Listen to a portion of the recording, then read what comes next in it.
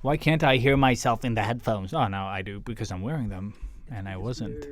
No, it's cool. It's cool. I was just not wearing my headphones properly. Purpley. Okay. Hello. This week we are sober, and we can say Robert Rodriguez.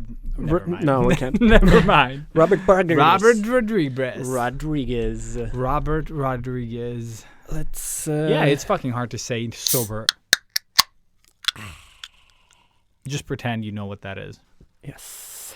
It's liquid cocaine, kids. Actually, yes. Oh my god. At least it's got the word coke in it, so. That's where it came from, bro. Yep. You know that they used to have cocaine in Coke, right? But it was just a small amount. So. Yeah. Still addictive, I guess. Mm-hmm. It still is. Yeah. You better watch out, guapos. Guapos.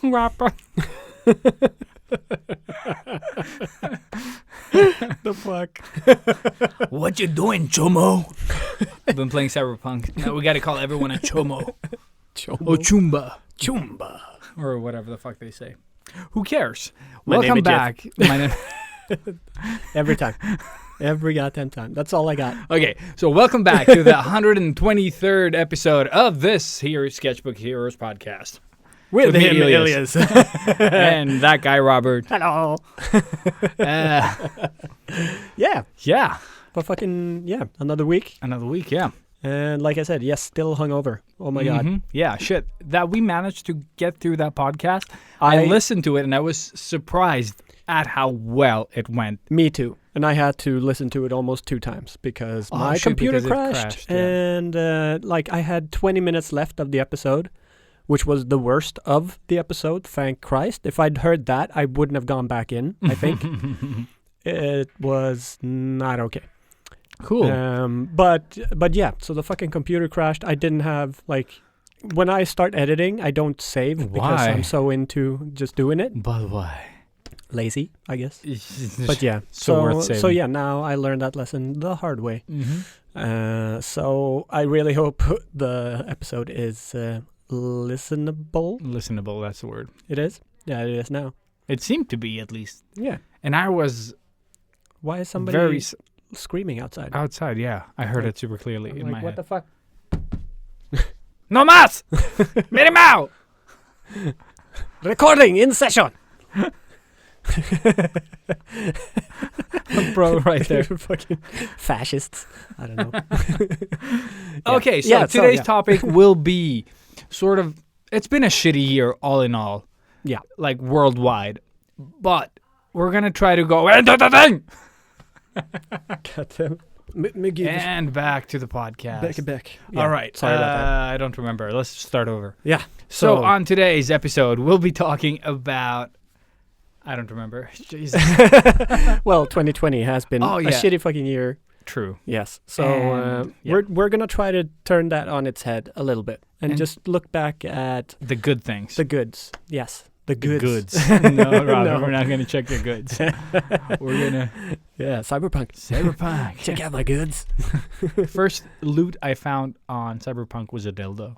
Oh, really? Yes. That's awesome. Mm-hmm. Was it pink? It was indeed pink. Yes! Oh my God, called it. Yeah. So, yeah, with that said, we're going to try to find the positive stuff in 2020 and sort of think about what we can like appreciate of the things we've achieved this year. To be honest, when you said that we're going to be doing this, I didn't think 1 second about this. So I have not thought about this episode at all. So this is going to be 100% from the heart, spontaneous. We'll see if there is anything. And not like the other super planned episodes, okay? No, but I mean, normally you would be like, okay, cool. Then I will give it a thought and see like, okay, what can I list and think about that. Yeah. No, didn't happen. So this will be very interesting. Cool. Also, a bit of Mando. Yes, of course. We need the Mando date. Mandate. Yeah, the mandate. Which is what this is, I guess, every week. Our mandate. Yeah, baby. So, do we have anything else? No, I don't think so. No. Tattoo update. Oh, yeah. You need actually, yes. Because it's... Oh, my God, yeah. Oh, fuck. Thank you for reminding me. Oh, that's so good. Yeah, so definitely the update. Yeah. So, dude, before we move on, how have you been? I have been super busy, super tired, super hungover, but great. Yeah. Yeah, it's been like a really long week again. Like, it feels like, well, these last 3 weeks have been just work. Like, so much to do. But this is the last week that I'm working, and then I have like a week off. Maybe even a little bit more than a week, but I do have like 1 or 2 days in between that I do a little bit of work. And then, I'm just going to try to focus on the tattoo project and really not do anything. Cool. Maybe make some Christmas gifts because I need that too. But how has your week been, my friend? Fuck, what have we done? Apart from hungover. Yeah, exactly. Yeah. Holy shit, yeah. That was a terrible Tuesday. That was the best start of the week. I couldn't start working until the evening. Oh, and then I didn't feel good. I have that tattoo project to talk about. I can do that later. Oh, shit, yeah.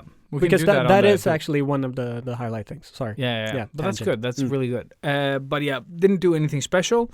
Then they released Cyberpunk. And I've been playing for a couple of days since... When the fuck did they release? Like Friday? Thursday? Thursday night, I think. You know, like Friday. Yeah. Swedish, sort of like Thursday at midnight. So Friday. Yeah. Okay. So you've been playing the weekend, at least. It was very nice. Have you been playing like every day since you got it? Yes. Yeah. Nice. I think today will be the first day where I won't have time to play it. Well, you say that now, but as soon as you that's get because home. If I come home super late, I'm not going to turn it on.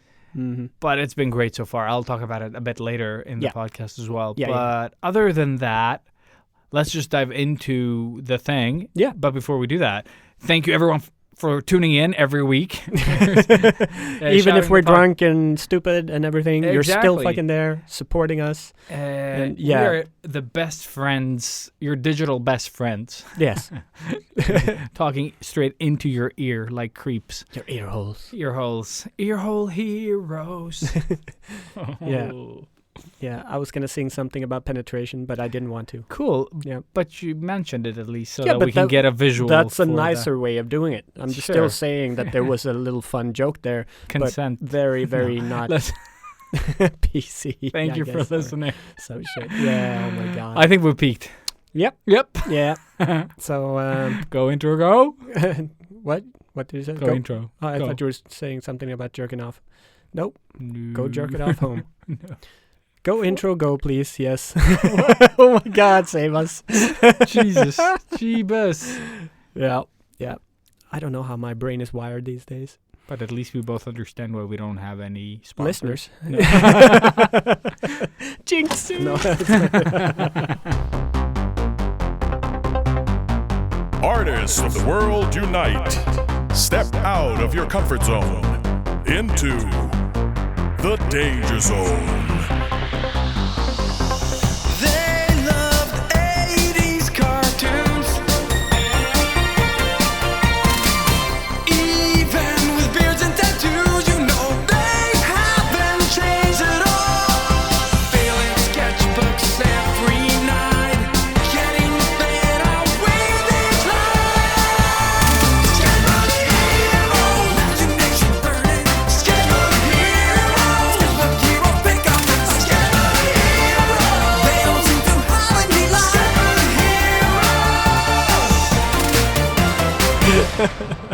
Moving on. Coming back. Yeah. And we're back. Yeah. Yeah.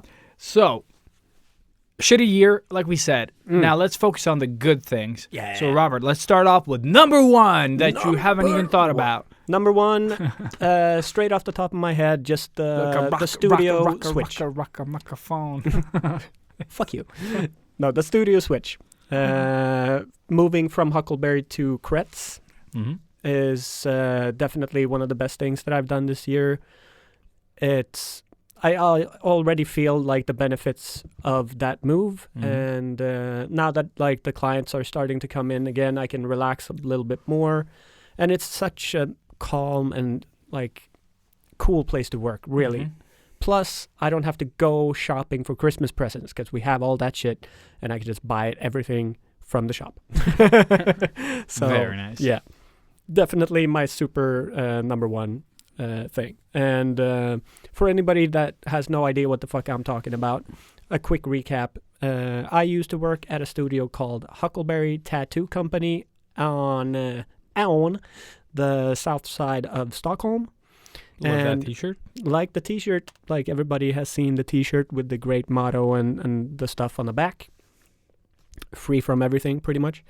Apart from Corona, because everybody at that shop has had COVID now. Oh, shit. So it is probably the safest tattoo shop to go to be honest, because they all have antibodies.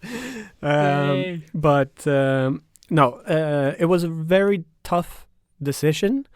I did my apprenticeship. I have like so many friends through that shop, and everybody working there is amazing. It was really like, it's such a cliche to say, but it was my family, like literally. They had my back, I had their back, or we still do. But it just felt like I was stuck, and I really wanted to sort of evolve as a tattoo artist and just learn more. And pretty much the guy that brought me into the industry, Nelson Hardy is his name. So Nelson Hardy Tattoos on Instagram. He opened up his own shop in Midsommarkransen, also in Stockholm. And in June he posted that he was looking for a new tattoo artist full-time. And without even thinking, I had already written him a text message saying that, dude, I'm in, sign me up. And they had been talking when they opened the shop that they were like, all right, so who do we want to bring in? And they said, Rob, like we really want Rob to be here. So that was a little bit of a full circle, mini circle, I guess.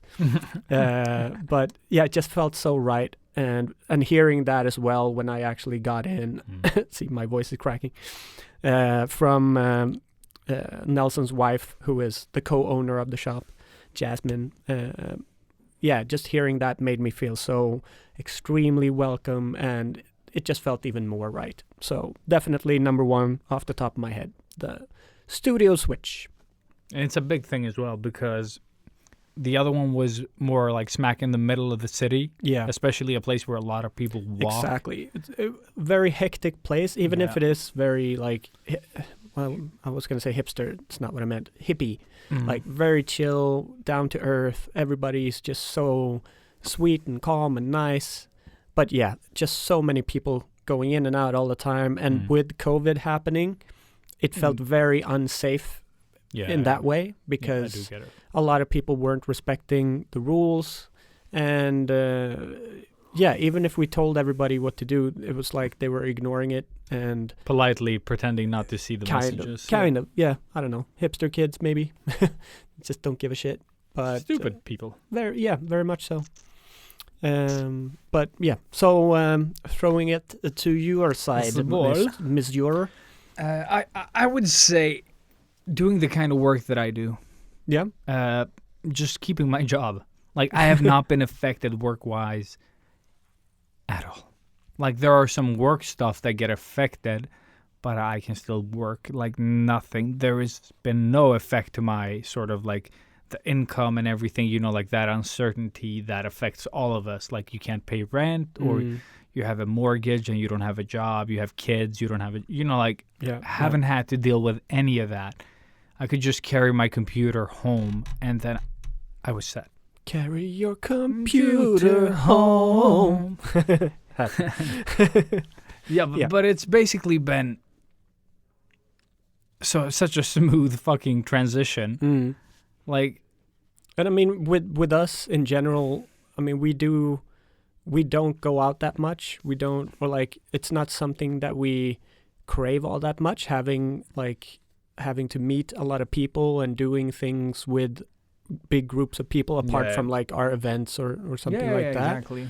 Like, so we haven't been affected that much in like being miserable at home, having to play video games and watch movies. Like, you know, of course it's boring as fuck. Yeah, it does get boring. Like, that said though, It isn't the end of the world. No, because I mean, we could be that type of person that is like the only fun thing they have in their life. Yeah, people is without to go hobbies. Out. Yeah, exactly. The hobbyless. The hobbyless, poor bastards out when there. When we say hobbyless, I'm like doo doo doo doo doo doo. Yes.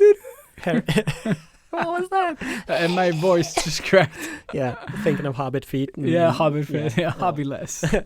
Hobbyless. But yeah, no, really great point. And I mean, yes. So I'm super grateful because we've had friends and people that, you know, their businesses have gone under or they had to look for other jobs. I know people that have gotten jobs and then lost them like several times during COVID because the company's sort of like, oh, we can't do this right now. Like, we need to sort of fire you again, although we just hired you. You know what I mean? Yeah. Like that uncertainty on like the relief of getting a job and then like, oh, we can't do that. We can't afford to have you here and then just kick them out again. Yeah, I'm thinking of my friends who are like stewardesses and stewardess. Oh, shit. All those, yeah. Yeah, flight attendees. Flight attendants. Yeah, just any person working within the flight like my wife. Type of work. Yeah. It's just like the constant insecurity of like, well, today I might lose my job because, well, half the team is already gone. And it's like, well, maybe this fucking airline is going under. Who knows? So every day. And they have. Yes. Like, that's the thing. It's so horrible. A lot of them have. But I mean, that's also like without being an asshole, because of course I love all of my friends that work there, but you know, it's so good for the planet that this is happening. You know what I mean? Because of pollution and all of this. Everything. Yeah. So and again, going back to just, you know, after a few months of COVID happening, the planet was already like feeling good. Yeah, I have you no could idea. see it like from space that, oh my God, like everything it's mending and it's already like, you know, you had like dolphins jumping around in Venice and shit. Like it was just like this weird thing. I have not followed the news. This was a long time ago. Hey, the perk of being a hermit. Yeah. Well, you look like also, one. I do have the hermit beard now. Like I'm are. not even shaving it. Like I'm probably crabs too. Yeah. There you go. Very nice. Had to. Hermit crabs. Hermit crabs. But yeah, super like grateful that I have the crabs. Have crabs and get to keep my job and not worry about that part. Yeah. Although my side business has gone terrible. Like have I done any gigs this year? I was just gonna say. I think I did one in the beginning. Yeah, one thing, and I don't even remember what it was. Wasn't that on that? Oh no, shit! The one thing that we did was for the podcast, the paper like. Oh, okay. That was earlier this year. That's the only thing that I took through my company. Nice. That was so. That's good at least. Yeah, we got that. We got yeah. So that's all the work I've done this year. Oh my God! It was saying paper like. I like. I like the paper. I like the paper like because it's like paper. It's like paper. Yeah. Like? Yeah. Still, yeah. Nelson actually bought paper like through the link. The Sketchbook Heroes thing. So we've sold like 3. Yeah. Fuck yeah. So worth it. Yeah, worth it. Totally worth it. Totally paid them back. Thank you, Paperlike. Thank you. Sponsor us again, please. Nelson Hardy. Yeah. Yes, very much. So I hope he's happy with it. Also, someone else did it, but I don't remember. Mimosa. No, right? we Mimosa. sent her. No, we sent her one. She already had it. Okay. She had it before, and then she was one of the people that had the size iPad Thomas, of maybe? the thing that we didn't. I don't know. Yeah. But someone did. And we are super grateful. And we totally remember who you are. Yeah, and, totally. Thank you so much, you. Thank you. Yeah. All right. So that was also a very fun thing. It was. Grateful for that as well, actually. Yeah. That someone would actually sponsor. Throw many manis our way. Money, please. It really does help. So thank you. That was the worst. I had nothing else. Yeah, I had nothing else. Okay. Yeah. Robert, balls on your court. Balls. Balls are in your mouth. Go. Dude, the podcast wasn't even this bad when we were drunk. What are we doing? Fuck. Yeah. Moving on. Gratefulness. Yes. Okay. Yeah. Obviously, I have to say the poster. The big poster project that I did, Tango in the Bash. Yeah, the Tango and Cash poster and the AMP 3030 exhibit. That being invited to that was like one of the peaks of my career. Mm-hmm. But then, of course, came the negative side with COVID, and that it wasn't this grandiose, cool gallery showing that I was supposed to be in London. Mm-hmm. Like, that would have been amazing, obviously. But it still opened a lot of doors for me, I think, because after that I got invited to the cool stuff that I am working on right now. Mm-hmm. So, yeah, without that happening, this year would have sucked immensely, I think. It helped me focus away from the shittiness of 2020 and COVID. And because it was such a big poster, it challenged me in so many different ways that I learned so much from doing it, and appreciating the time it took rather than hating it, which I also did, of course. So it's a 50-50. No, but I think that's a good thing, though. It was a big fucking thing for you. Yeah, I mean, it was almost half a year of work. And it's part of the podcast as well, which is super fun. Yeah, so that it's pretty cool, I guess. I think most of the cliffhangers in this podcast are yours. Of course, because like I'm washing the machines. And, I always have the cool stuff: washing machines and anger issues, depression. Yeah. No, but really, it was such a great opportunity, and thank you again, AMP.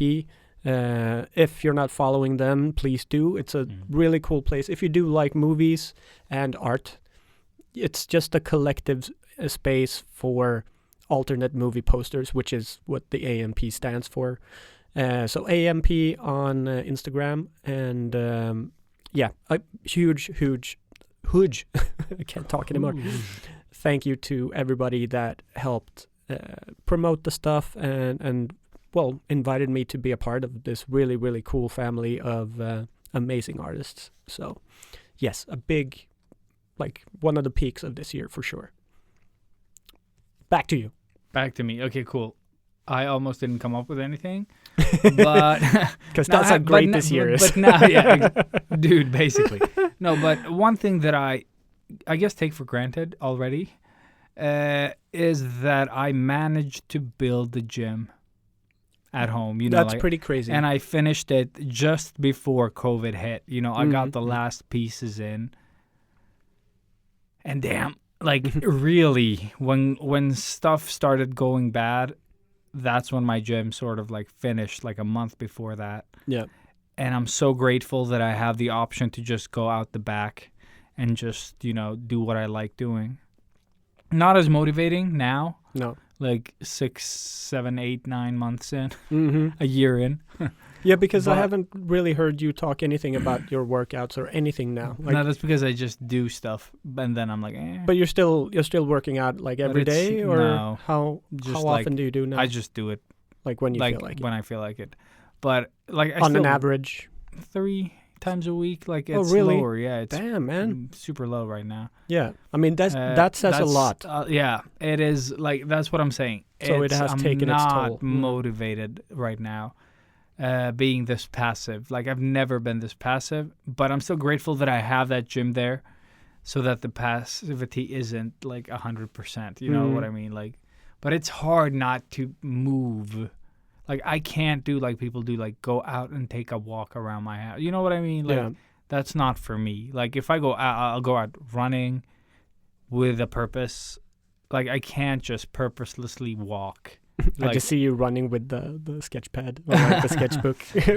So I'm super grateful that I managed to complete that gym within the time that I did. Yeah. And it has stuff that I truly enjoy using. I can play music. I'm going to install heat soon. So you can actually be there? I don't really care. There's a rocky vibe to it when it's cold. So I just put on my hoodie. I go out. And then I start rowing and getting stuff. You should replace the punching bag with a slab of meat. And then you come in there a week later, you're like, yeah, Jesus Christ. Or probably the same day. Yeah. It's super cold out there, so it probably lasts about a while. It's cold out there today. Groundhog Day. Mm. Yeah. Yeah. Okay. But yeah, super grateful for having that option because I know not everyone can have a home gym, with a full rack and weights and shit. So of course you have to say rack, dude. My brain is wired so sexually nowadays. Yeah. There's a story to that. Yeah. That we're not gonna do here. No, racks. Yeah. But yeah, super grateful for that gym. Awesome. Cool. What else? Yeah. Grateful for... This is going to sound super horrible, but you are a horrible person, so that is also true. Evens out. Yeah. No, now in retrospect, a few months have passed, I am actually grateful for the breakup with Anna. It pushed me over the last piece of depression hump, I guess, or whatever you want to call it. Like, it forced me to live. Yeah, I guess. Like, when you really break it down to what it is, that's exactly it. And I feel so much happier and better now. Of course, very sad, because I do still love Anna immensely. She is one of the best people I know. Incredibly beautiful person, both like looks and in words. And it's just really sad that it didn't work out, of course. But again, in retrospect, it's definitely for the better. And it's been like almost 4 months now. Really, 4 months? Yeah. Jesus, time is it's stupid. Crazy. Yeah. It is insane how fast time Not flies. Grateful for time. Fuck time. No. But it was because we lived together for like almost a month. Okay. Being broken up too. So True. like that time is a little bit jumbled up, even in my head. So it's probably like, 2 weeks. But yeah. No, just being able to the freedom, I guess, of not having to rush home because she needs to have company. That sounds also really wrong, but there was always that little bit of stress in the back of my head. Like whenever something took longer. I think that's on you as well. You know what I mean? Like I do that too. I know what you mean.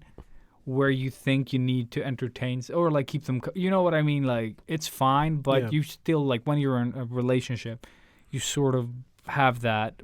But that's the thing with work is that it's so difficult to plan how long something will take. Yeah.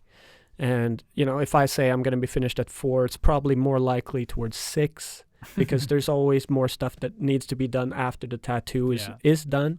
I can say that the tattoo is going to take this long. That's always pretty much spot on. But there's always like an hour before I start and then an hour before I am done. Yeah. So there's always those 2 extra hours. And that's sometimes really difficult to factor in when you say that to like your girlfriend, for example.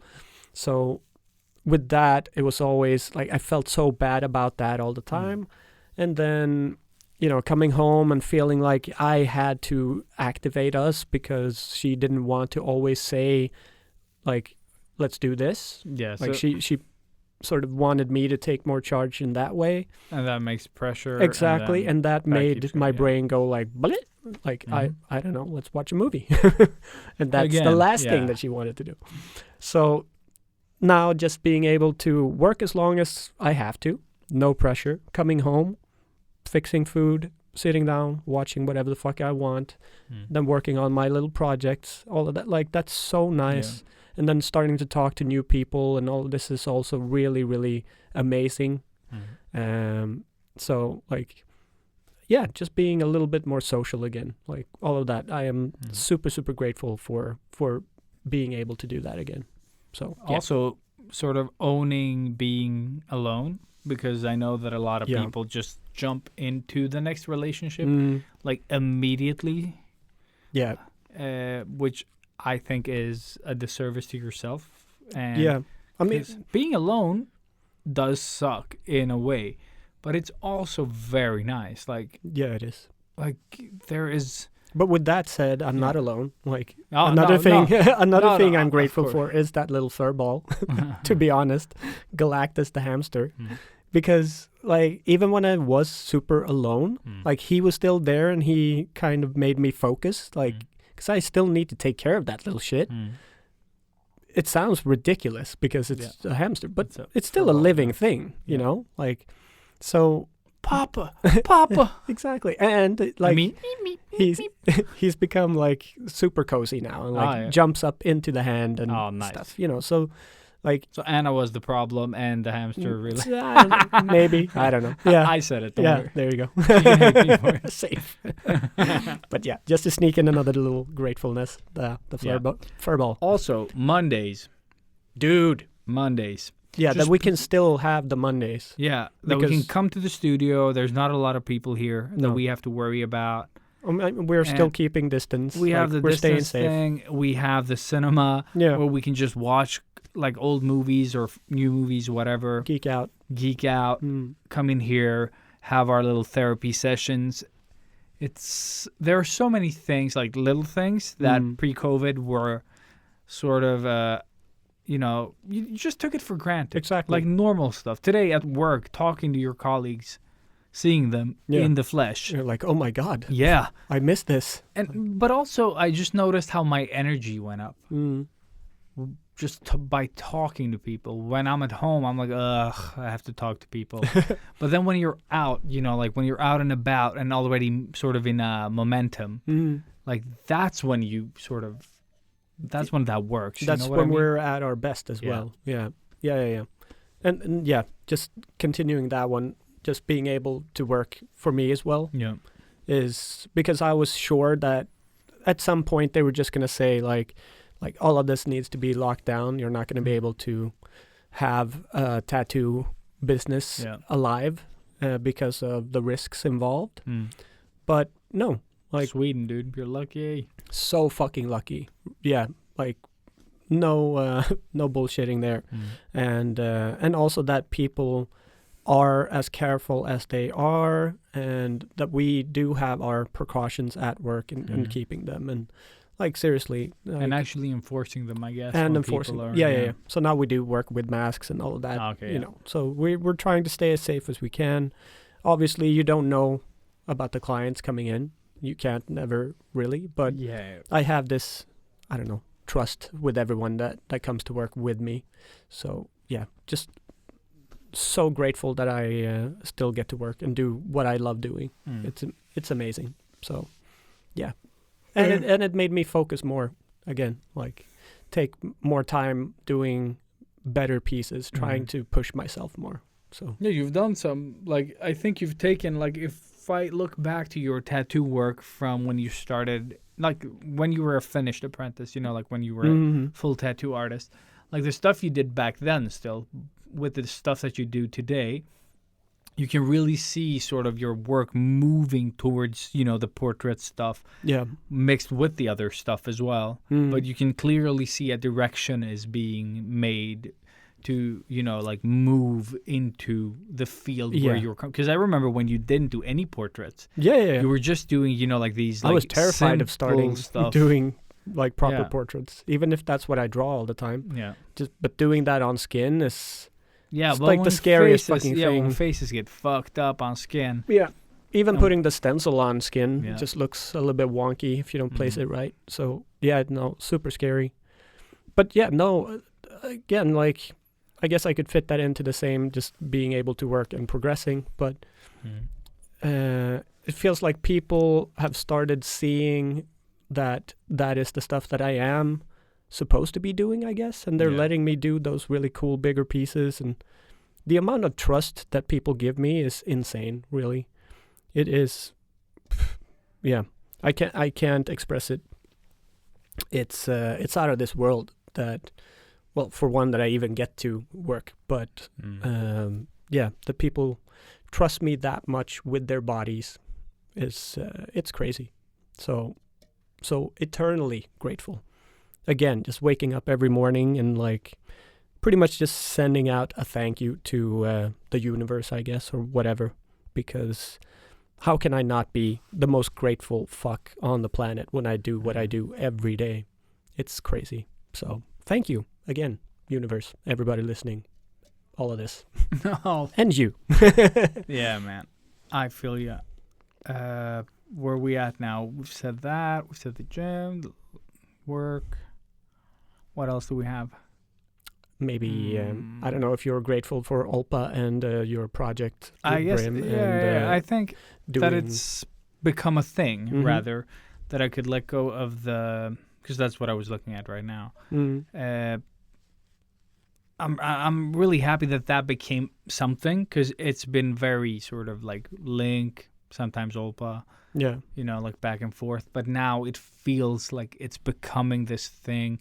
It has a fan base, a small one, but still a fan base. Yeah, it's become a thing. It's become a thing. People refer to the characters. So it's super fun. Like, I've lost momentum now a bit, because I promised myself not to just do social media. Yeah. And I'm trying to stick to that. And I think I've been really good at holding myself to that. But yeah, I'm super proud of those sketches. Like, even though they're not always they don't ever meet what I'm trying to achieve. But that's never gonna happen. But it's fun to go back like later on, like when some time has passed, and discover stuff that I can be proud of, sort of afterwards. Yeah. Like the things I didn't like appreciate when I made it. But when I revisit them sometimes, it's like, yeah, I did something really good in this part. I'll take that and add it to my new stuff again. Yeah. And it might not be a popular piece. It's just something, the small things that I'm seeing. So that even, like, it keeps feeding that energy to create. So. Awesome. Yeah. Yeah. No, and I think you should be very proud of that too. It is, like, it's not a simple thing that you have achieved. And the amount of publicity that you've gotten for doing it should be sort of a validation of the awesomeness that you have created as well. So again, that whole thing of waking up and being like very grateful, and that applies to you too. So like, take it to heart. Be grateful that you're able to do what you do, and people love what you do. Like, it's pretty cool. Yeah, but it gets like. That's the problem with social media as well, like when you don't do anything, there is nothing. You know what I mean? Like, so it's that's the trap. The bullseye thing. Yeah. So it is a bit of a dangerous path to walk. Yeah. Got to really stick with your vision.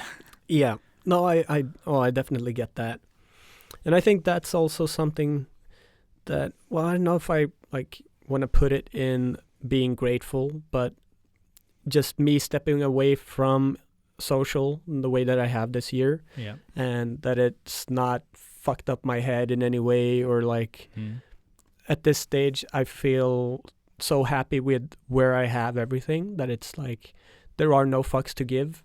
I publish whenever I have something to publish, or when I want to do something, and that people still like enjoy what I do is really fucking awesome.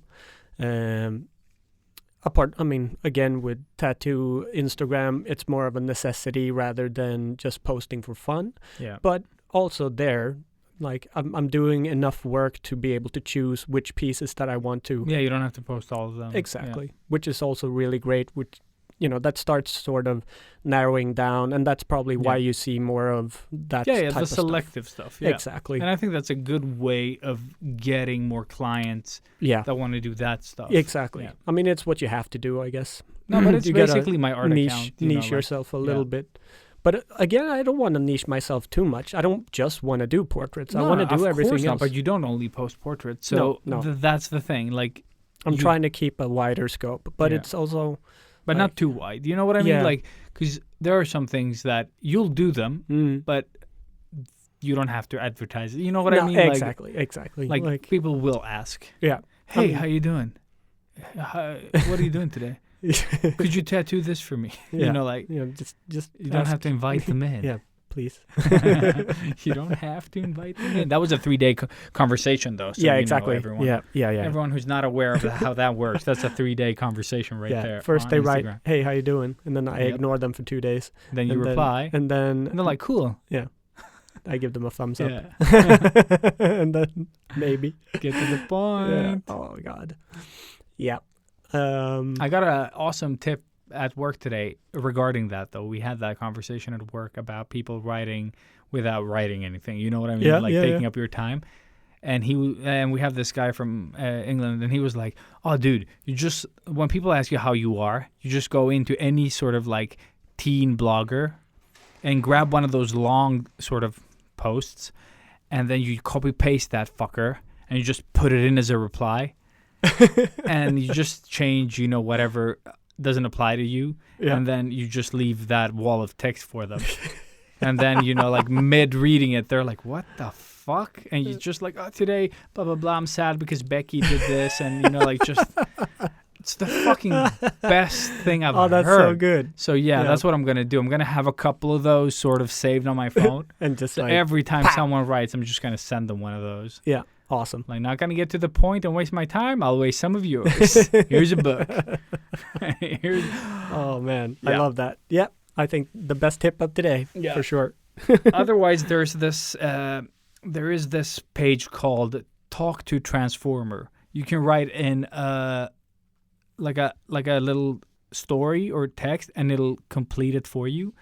So you could write, "How are you today?" And then it'll just keep writing, and you can use that reply and just paste it in. It takes like script from movies, stuff it finds on Google, and then it puts it together, and gives you a story. And they can be hilarious. Awesome. Yeah, we use that at work. And we have a character called Hagenfeld that it created for us a while back. So we keep using it, like, when Sam stepped out of the office at Thunderkick. And then it continues the story, and we just post them in this Slack group. Awesome. They're super funny. And then you should actually publish it into, like, one massive book. That would be the best. Like after a year or something. Yeah. But it's fucking hilarious. We've like laughed so hard at that fucking awesome thing. Oh my god. Yeah. Anything more? I had one more thing. Yeah. I think this year has been the most sound use of Instagram ever. Like, you know what I mean? Yeah. Like. Yeah, people are not bullshitting as much, or like. Oh no, I think like it's not what other people do; it's the way that I've used it. Oh, okay, but also I think it's just both ways. I would say, like, I've just used it in a way that is better.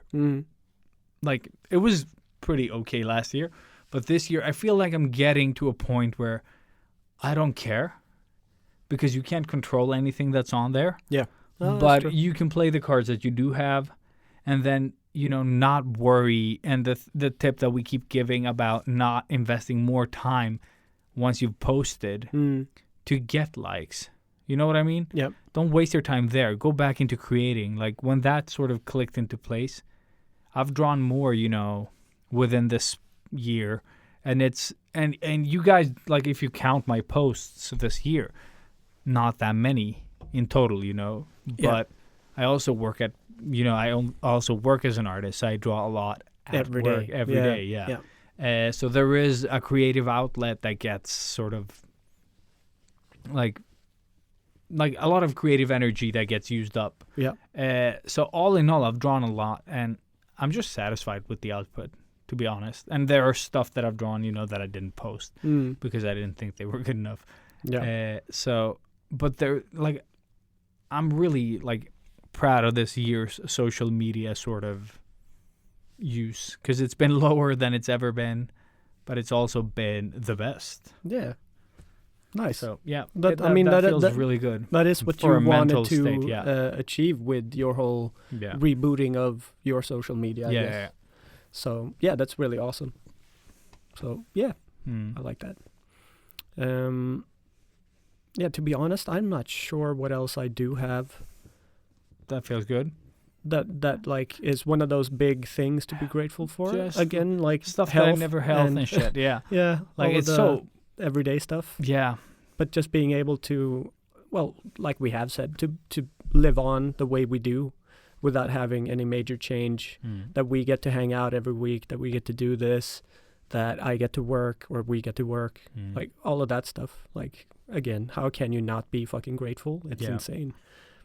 When you think about everybody else that has lost that opportunity. But that's what I mean. Like, people have struggled so much. Like, my wife's half the team have gotten fired, like there's so many people just fucking harsh. Like, we live in our bubble, like everyone lives in one type of bubble or other. And just the amount of people that, like, when this whole thing blows over, won't have recovered, long term. that is like terrible. And thinking about, like, when you start talking about it and you sort of realize how many things you like haven't taken into consideration. There's the people that are without jobs, that get sick, that. Yeah. But there's so losing many factors. Yeah, but there are so many things that you just don't think of when it comes to this, so that it can get quite depressing. Yeah. But it is like dark year, man. No, yeah, exactly that. But I'm so grateful because when you start having these conversations and you're starting to sort of like mull it over in your head, you're like, dude, I'm in such a good place. Even though this year was such a fucking shit year. Yeah. Shit show. Yeah. Yeah. So that does not help maybe, when you're at home. Like, that thought doesn't help you. But being, like, today, when you're outside a bit, talking to friends, hanging out here, it does help, Yeah. Like, it puts it into perspective, like how good it feels to meet a friend, to be in good health, to be super drunk, at the studio, just you and me throwing darts, doing stupid shit. Oh yeah, just to, like, the party last time was just me, Robert, because Matthias left. Yeah.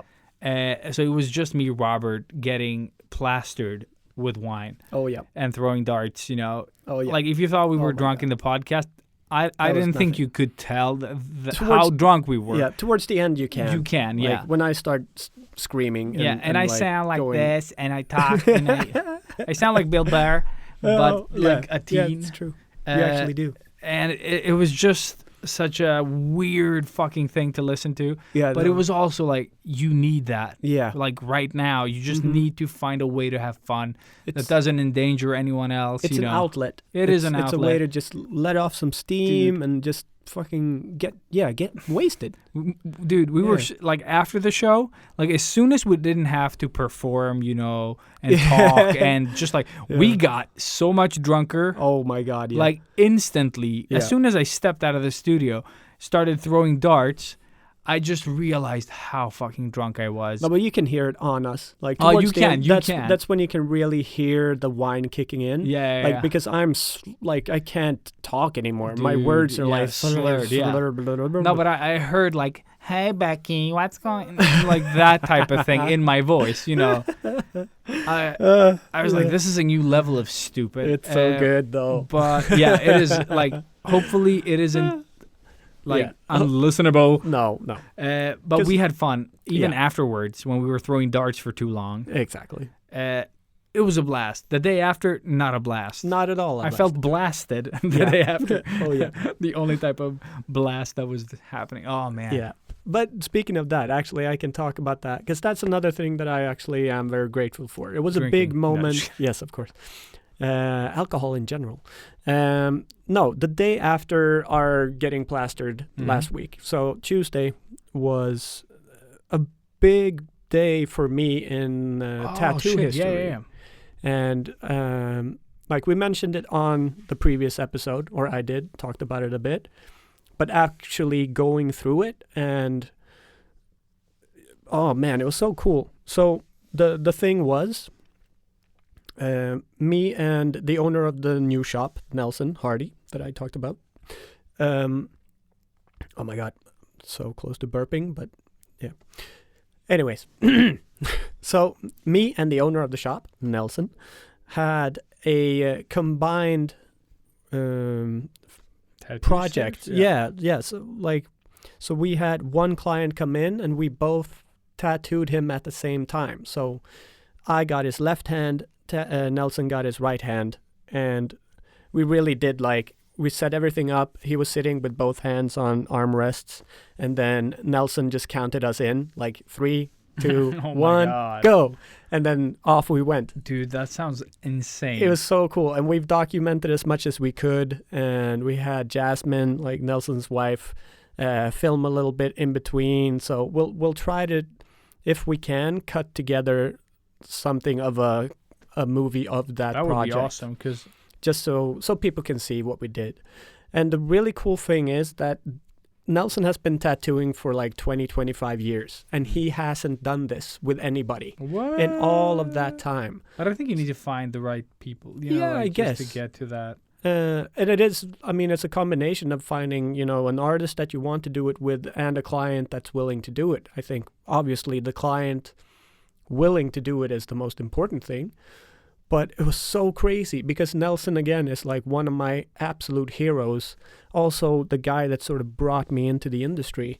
And getting to work with him, like, on such an equal plane in the business was so validating. Like, it's so crazy that I got to do it. And only like 6 years in is... Dude, I remember when he made that tattoo and Yes. And I was like, I want that thing. Yeah, exactly. Like that's how good he is, And it's nothing like what he normally does either. No, that's like the thing. When you check his stuff, you're like, this is not it. And he's so bad at taking photos too. So like all of his stuff looks like shit on his Instagram. No offense, Nelson. But you need to fucking take better photos. I need to do that too, to be honest. Like but they are better than Nelson's though. Oh, okay, good. Thank you. Because you have but they're very clear. Like your Star Wars ones. I'm trying to keep is very sort of, and trying to keep it sort of consistent in color tone and all of this. And the lighting is good as well. Yeah. Like it's not. But total shit. In all honesty, taking a photograph of a tattoo is always super tricky. You should make like a photo box where people put their hands in, if it's that thing, actually, so you can get it lit up. We are working on making a photo room, like to really have. So, like in the future, it's going to be very consistent with the same background and good lighting. And you should have like a dress-up thing in there so that people that want to stay anonymous just have like a hat and sunglasses on. Well, today everybody has masks. There you go. Yeah, so anonymous. Hip Hop Anonymous. But yeah, that is something that I will be eternally grateful for. Just the chance to do that, and the fact that was during this shit of a year is pretty amazing too. Yeah. So yeah, super grateful to Eddie and Nelson for letting me be a part of this awesomeness, and I really liked the tattoo that came out of it. Like very unique, like the fact that I got to just sort of free reign the whole thing, like that's also insane that he just bought the idea. Like that's cool. He didn't see it before I presented it that morning. Are people, because I remember back in the day, or at least with famous arts, that they would do these like back pieces and stuff that people were like, do whatever. I knew one of those, like a couple of those actually. Where this guy that I used to train with, he was like, oh, I can't like come on Saturday because I'm going to be at the tattoo convention. I'm going to let a friend sort of do a piece on my back for for a contest, People are still like that, but I guess you got to have you got to reach a certain level of fame, and I'm nowhere near that. I've had the opportunity to do craziness, like this Wednesday, for example, like somebody's coming in and I get to do one of my flashes, cool. Which is sort of similar, I guess, but it is something that they've seen and they can look at it and sort of imagine themselves wearing it. Yeah. So it's not like they come in and then I just go nuts, like with Eddie this past week. That to me is it's insane. Oh yeah, and I mentioned that last episode, but just to push even more how awesome this project was, that I got to finish off the arm that my master had done. So my master, Marcus Laino, had done the full sleeve of Eddie's left arm, and and I got to just finish that off with the last piece of skin left. You just wrote, "Fuck you, Marcus." Exactly. Well, it's kind of what I did because of the quality of my work. So if you want to get tattooed by Robert at Kretz Design.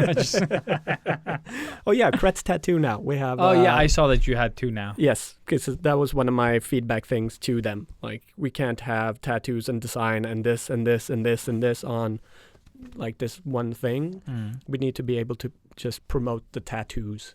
So you could just keep it clean, because it's like when you go in there and you're like, what? There's a mix of stuff. What is all this? Like, I guess it's okay to like promote some of the tattoos every once in a while, but it's so much better to just have But I think Kret's design can be a studio mm-hmm. where that has a variety, and then Kret's tattoo is just the tattoo stuff. Exactly. I think that's better. Keep it clean, simple, and consistent. Mm-hmm. Very good. But yeah. I just wanted to sort of wrap it up. But I think just in general, though, try to look at the small things, because I think those are the wins this year. Like, I have nothing major. I'm just happy that I have, the stuff that I have in my life. Some of them we've mentioned.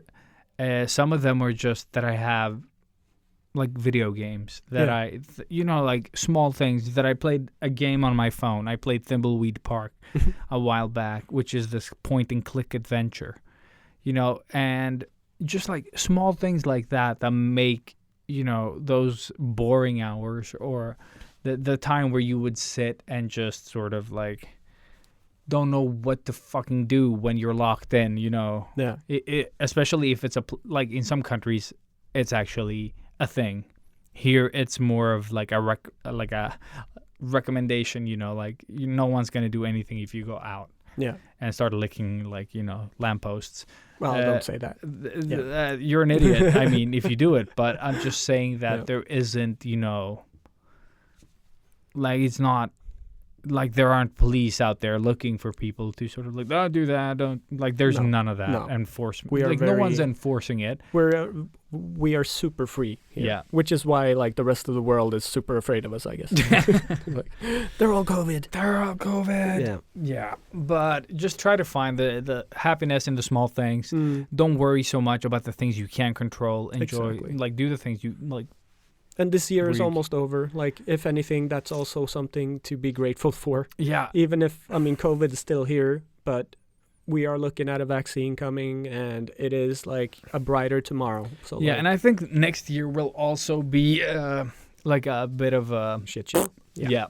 But with what we learned this year, maybe because the way that that's another thing that I actually love about this year. Before we move on, is how work has changed. Oh yeah, like we can never go back. We now. have evolved. Yeah, like this whole catastrophe has evolved the workplace. The modern workplace is no longer in offices. No, entirely. The ones that are like my idiots. Business. Yeah. No, but that's not what I mean. Like, I mean, jobs like mine where you can work from anywhere, really. Yeah. There are benefits of being at the office, but there are also benefits of not tying people to the office. Yeah.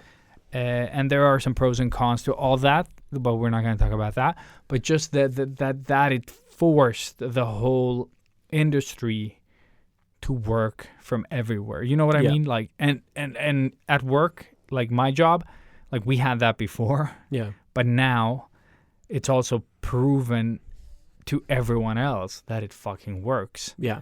And it can be equally effective and also help the people that work for you. Like for me, I can't I can pick up my kids without having to do like a big plan. You know what I mean? I can just go outside, walk 4 minutes, and bring them back home. You just pause the work. Yes, and then I can go back into work. Yeah. And it's such a fucking stress relief. It gives me that pause that I need to take. And it's just stuff like that. Like, it's awesome. Yeah. So yeah, that was it. No, that but was yes, very good. Good. And with that said, moving on.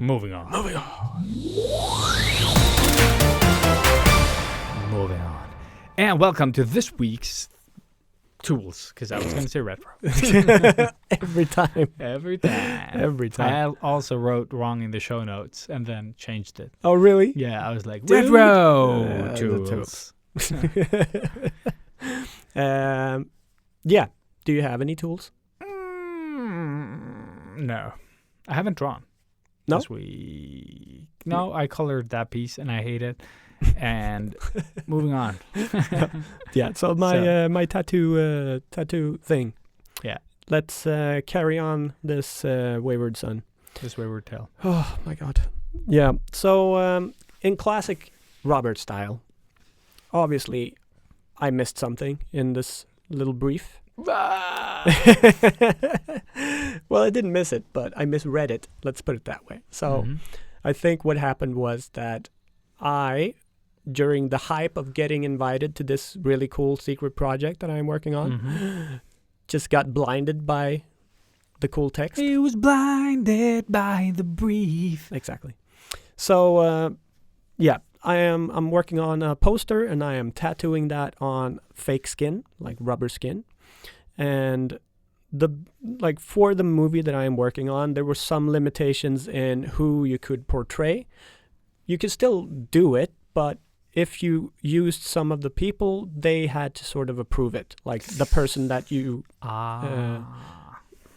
portray needs to sign off on the...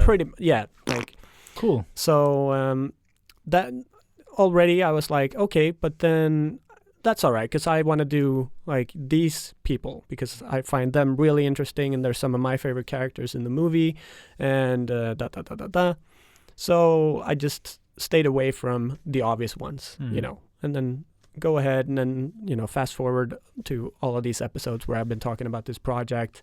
I am roughly, 20 hours in tattooing this piece or something like that. It's going really good, by the way. Like now it's not that much left. Yeah. I still have a large area of sort of black to fill in and balance out and stuff. But like in the total of things, it's not that much left. So maybe all in all, somewhere between 10, 15 hours more. And then it should be 100%. Or as good as I can make it. It's never going to be 100%. But the other day, I went in because I was like, so when was the deadline exactly? Because I knew it was sometime early. In my head, I placed it like end of the year. Just so, because I always try to have it a little bit ahead of time because of me with deadlines always. Yeah. So I'm like, all right, let's just see the exact date. And it was like the 4th of January. So like, it wasn't all that off. Yeah. But then I just read the brief again. And I look I've done this once before.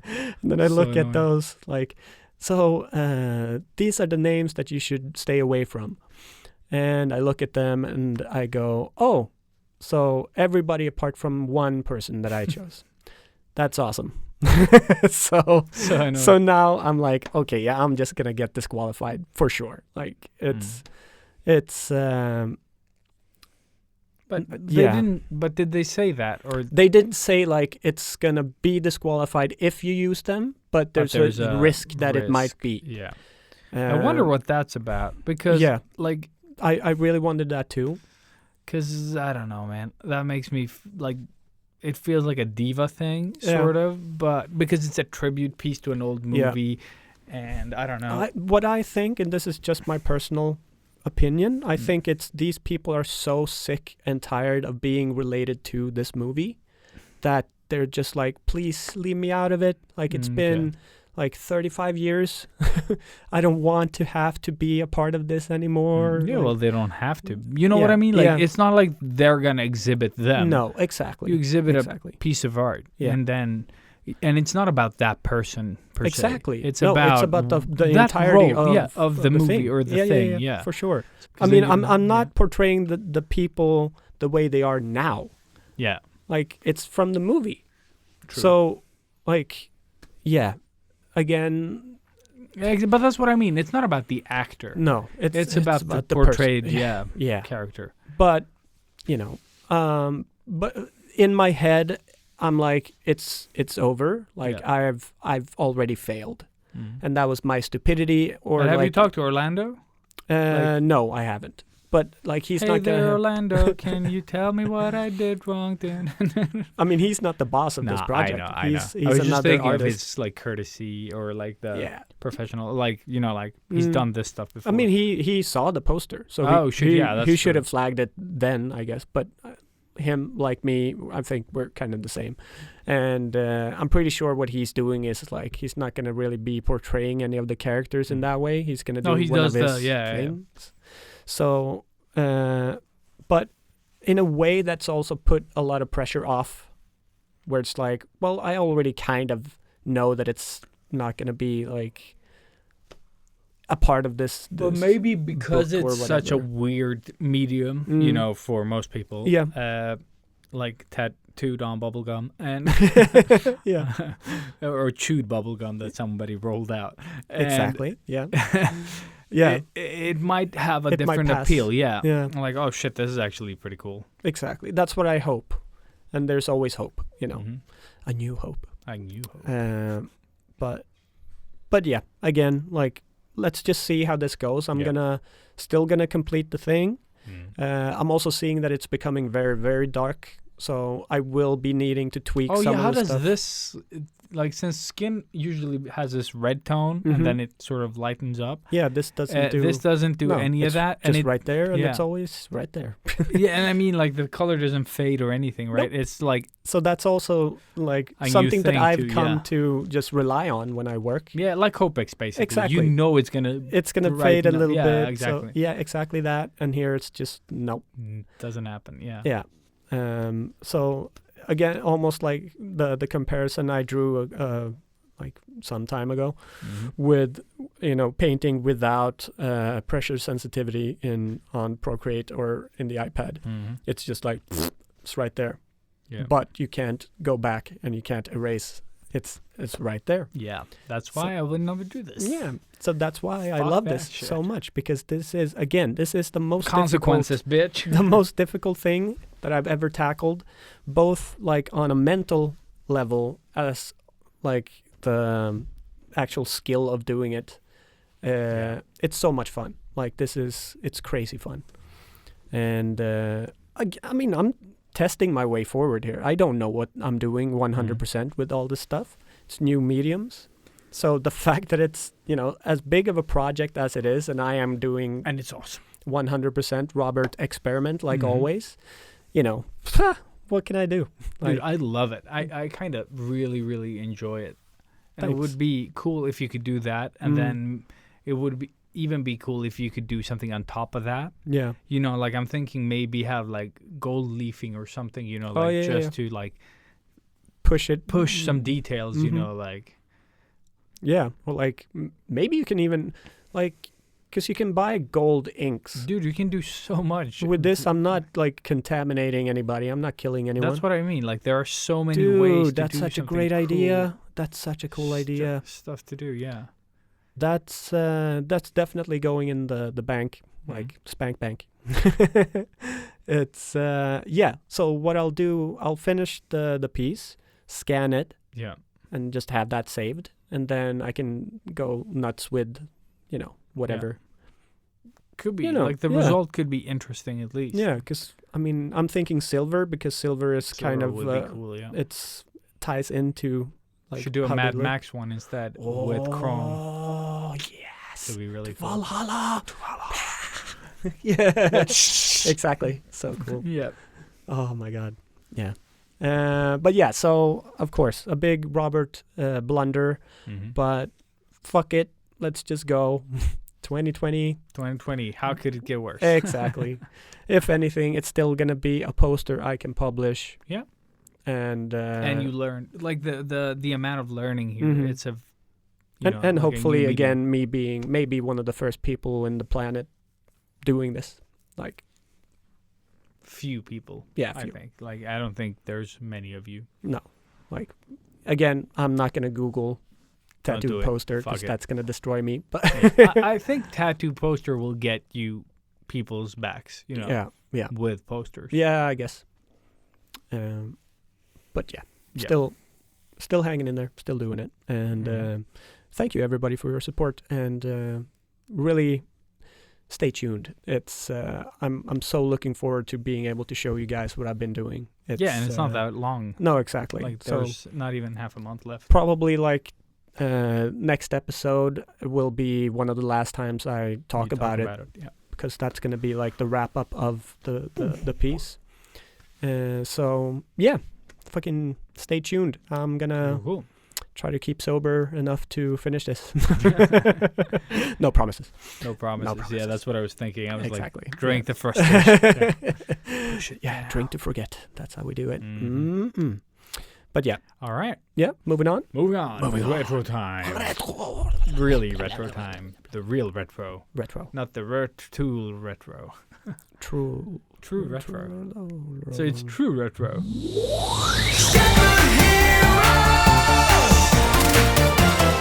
Let's do it. All right. Today we're going to be talking about True stuff. retro. No. I think I'm going to take a little bit of a backseat and have you talk about your crazy madness. Or do you want me to talk about my madness first? Do you have madness? Well, just like... I'm going to keep it brief because I want to play more of it before I spoil everything. No, okay. I'm not going to spoil anything. Yeah. But I'm going to keep it brief today, so it doesn't matter. I haven't seen all that much. So let me do my stuff first, then you talk your stuff, then we talk Mando. Okay, good? Good. All right. So, let's see. The first thing that I saw was 10 Cloverfield Lane. I don't know. Have you seen that one? No. No? No, I haven't even seen the first one. Cloverfield? Yeah. Oh, really? That found footage one? Yeah, no. No? Okay. Not for me. So this one, I've had this in my DVD shelf forever. But I wanted to see that one. That's the one where they're in the bunker, right? Exactly. Yeah. It was... With John Goodman. It was actually okay. Like, it was an okay thriller. The trailer was really good for that one. Like, it made me feel so uncomfortable that I wanted to see it. So, like, it's not the best movie in the world, of course. It would never be. It's in a bunker. But, like, there's something there, and I do really enjoy it. And the fact that it is tied in with the other Cloverfield Now trilogy is you know, it's interesting and it's fun. And fucking John Goodman... Which one is the best one? This one, for sure. Yeah. That's why... Because the other ones, I haven't even cared. I was like... I did enjoy the first Cloverfield. Like, it was... It's not for me. It's too much nothing for me to enjoy.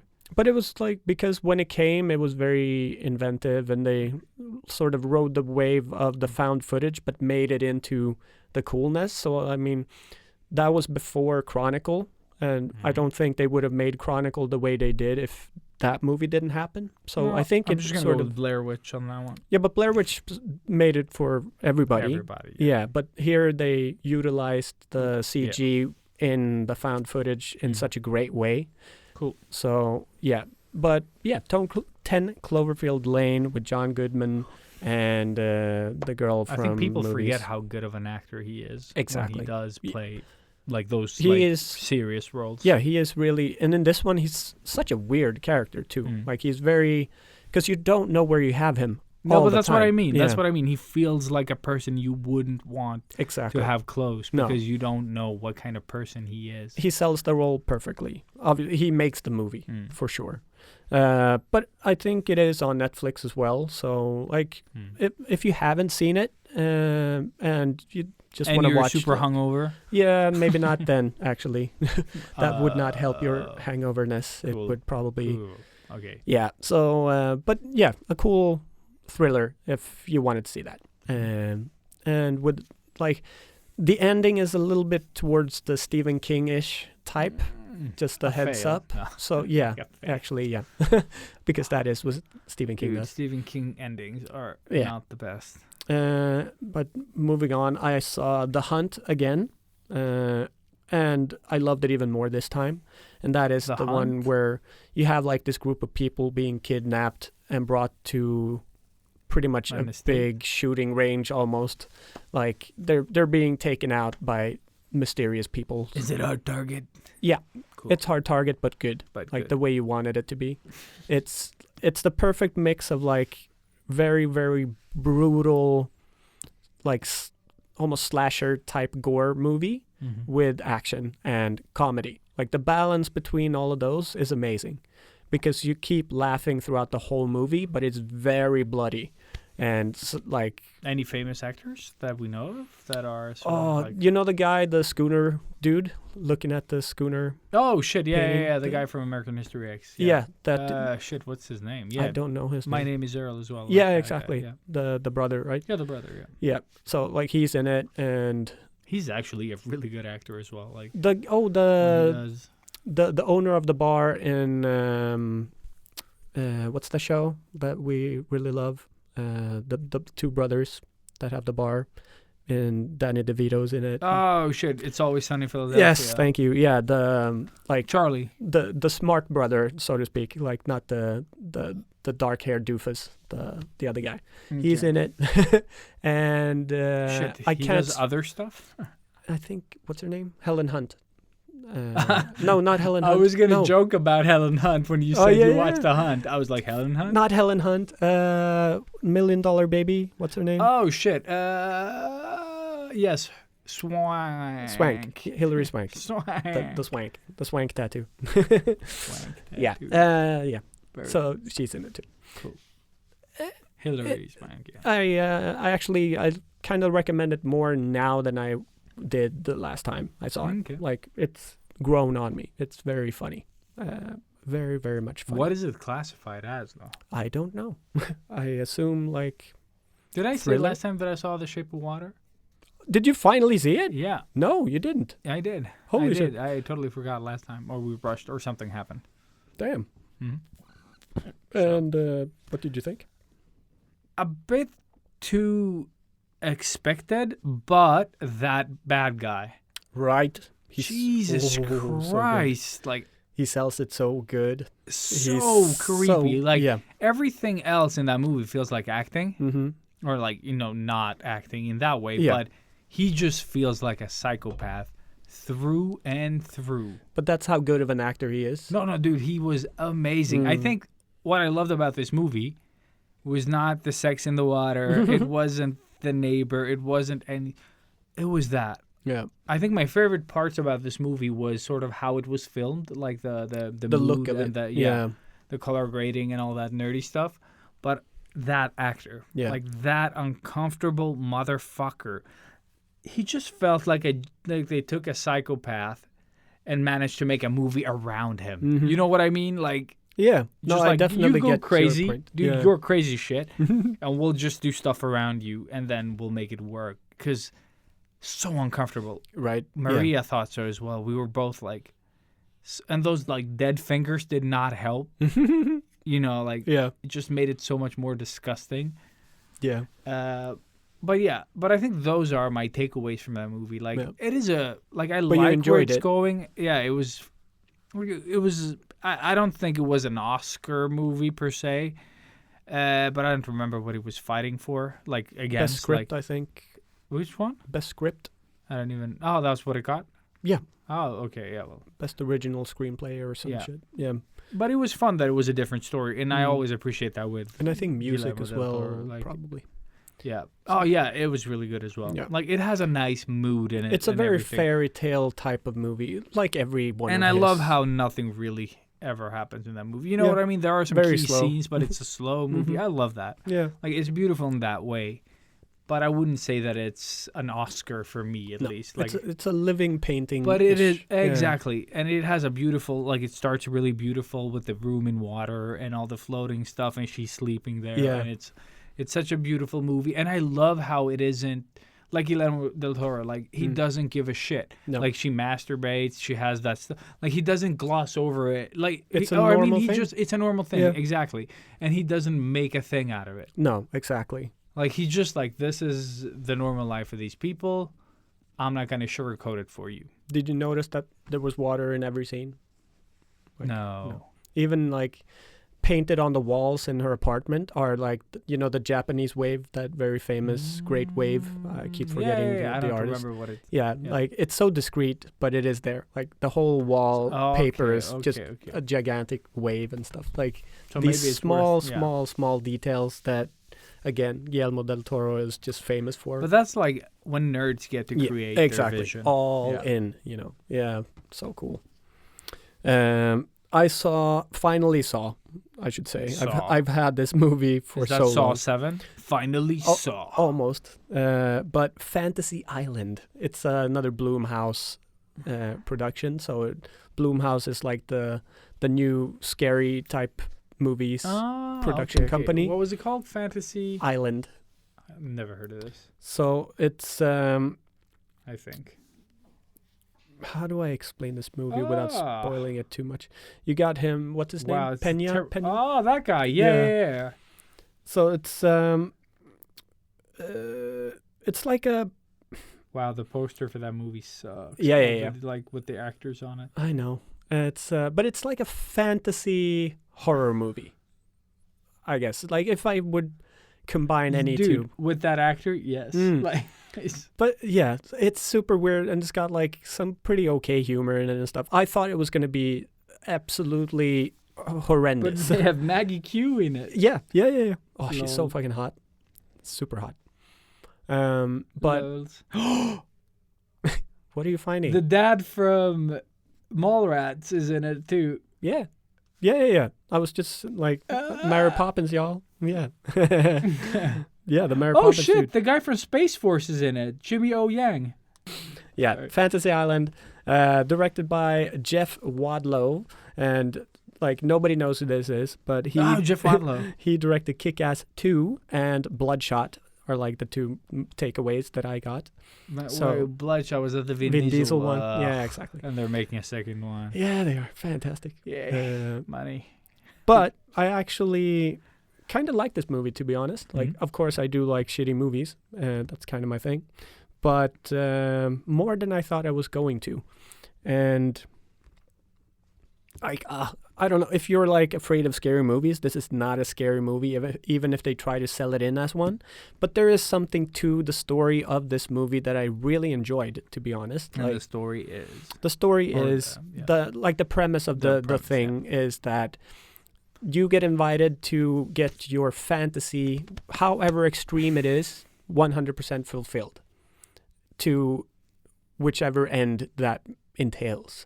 And obviously it always has like a dark thing to it. So without spoiling it way too much, but that is the thing. So like, how far can you stretch your fantasy? For example, you have this one girl that was bullied in school, and her fantasy is to take revenge on said bully. So she sort of gets to walk into a room, and she has this girl sitting there in a torture chamber, and she's got a lot of buttons with a lot of options to do whatever she wants. But is it her. the bully? The bully? Yeah. Yes, it is that bully, you know. So it's like, oh, but that was what you wanted, so this is what you get, and now you have to do it. You know, so shit. kind of like that. So it's basically like, they're locked in a room. So it's Saw. Yeah, like, it is Saw, but you get your wish. They sort of reward you, but then you have to do a brutal thing. There's like, there's always something consequence for. Yeah, exactly. And the guy from Space Force and his brother are like, they just want to have like everything. So they get like this huge party. Everybody in that party is like a supermodel. They get, to fucking do whatever as many drugs as they want and all that. And that obviously has some consequences too. Like, it's just, so it's very spoil out it there. Afterwards. Yeah. But it's like, it was fun. Like, I think could have been a movie that you and me together would enjoy just sitting and laughing at. Yeah, I think so. I think some of those movies are not watchable alone, but as within company, like for me at least, that one. But it was watchable alone too. So, yeah. I think a lot of movies are. Like, it takes a really sucky movie to make you want to turn it off. Yeah. Like, oh, but those are the movies that I tend to watch. So, yeah, but with that said, that's sort of what I've seen, and both Star Wars and Marvel have released a lot of new trailers or shows. So like, I sent you the list of like the 9 I was not excited 9 at all. new Star Wars shows coming. Fuck you, Disney. It's insane. Yeah, it's just like, of course I'm happy to see a few of those because we've been waiting, like the Obi-Wan. Yeah, Ahsoka would be. Is it Ahsoka? Or? Yeah, so it's okay. I don't know. AHS Oka. Ahsoka. So just, Ahsoka. Yeah. Idiots. But I did see the trailer for the Falcon and Winter Soldier show, and it actually looks cool, to be honest. Like, I really had my doubts with that show, but then I heard Kevin Feige say that, like, just so you don't get it wrong, this is not like a TV show. It's not like S.H.I.E.L.D. or whatever. Yeah. This is a Marvel movie, but it's broken up into 6 parts because it's a long-ass story. So it's the same quality as all of the movies. They might need to rework the format since there are no cinemas anymore. Exactly. That's why this is perfect, really. This is awesome. So Disney, Marvel is, we'll get again, one episode a year. Yeah, probably. But no, so like I haven't seen the Loki trailer, so I don't know like how that. I'm not excited about Loki either. Like, no, like I've liked the character, but not towards any crazy extent. But they haven't given him the depth that he needs to. Have you seen all of the Thor movies? The second one, The Dark World, for example. No, actually, I think I've seen parts of the first one. I mean, didn't see the second one. That doesn't say much, like to be honest. But it like he does have a nice little arc. Okay, he has a nice arc. Yeah. Like towards the end of Endgame, where you have like the full thing. So there is definitely something there, and I think Tom Hiddleston as an actor is amazing. He's awesome. Yeah. So I'm sure he's going to have a blast, and hopefully that will show through the show. But yeah, so I'm actually a little bit excited for the Marvel shows, not the Star Wars ones, but yeah. So yeah, we'll see how that evolves and what comes out of it. But yeah, I'm a bit worried about more Star Wars stuff. Yeah. It's too much already. It's just too much, yeah. Yeah. Like, and the only really good thing is Mando. Exactly. And now they're going to try to just, like, I'm not against more Mando. No. I'm just against milking it. Exactly. You know, like Samurai Champloo that we've mentioned a lot is really that good because there are only 26 episodes. Exactly. It's all it needs to be. Yeah, and that's what I mean. Every episode has its purpose. Even the ones that are Even the sort one of with fillers. the baseball. That's one of my favorite ones. My favorite ones, yeah. It's so amazingly awesome. But it's like, okay, guys, you've worked really hard. Do Here's an whatever you episode. We only need this part to be in, which is a message or some shit. Yeah. Like, about the Sunflower Samurai, and then it's just baseball. Yeah. And I have no love for baseball. I could never watch a game. This is the game I would watch if I got to choose one. Yeah, It is so hilarious and so well animated and silly. And it's about samurai. Yeah. Cool. All right, so let's go. Cyberpunk? Okay, Cyberpunk. I'm not going to go super deep into it this time. Deep cut. Deep cut. I know. All the bugs. I know the terms now. Yeah, but I can use it. It is actually a fun game. I don't know if it's worth the hype. You know, depending on how much you've hyped it. I've avoided to watch anything about this game after the initial sort of gameplay release. Same. So diving into this world was fun. And I read a couple of things on how to sort of approach it. And beyond that, I've tried not to spoil it so I can keep the stories and what happens and, you know, like the people you meet, just to try to keep it intact. Yeah. I have maybe 15 hours logged. Okay. Yeah, but that's in total. Just for one weekend, I would say that's pretty and I've good. done only side missions apart from yesterday when I did a couple of main missions to sort of get past the training wheels, you know. Yeah. But I think I approached the game in a good way, and because. Oh man, there are so many things in this game, but it's basically you're this guy V, and you can, you know, create your own character. Guy, girl, person. However you want to make it. Yeah. But it's this cyberpunk world that you are sort of like thrown into, and you can choose your background. You can be a nomad, you can be a street kid, or a corpo. So corporate shell, basically. Nice. And they all have their own sort of like beginning. And then, you know, all these, depending on the path you choose, you get to see how you ended up in Night City or where you're at. Like they all get to the same place, you know. Yeah.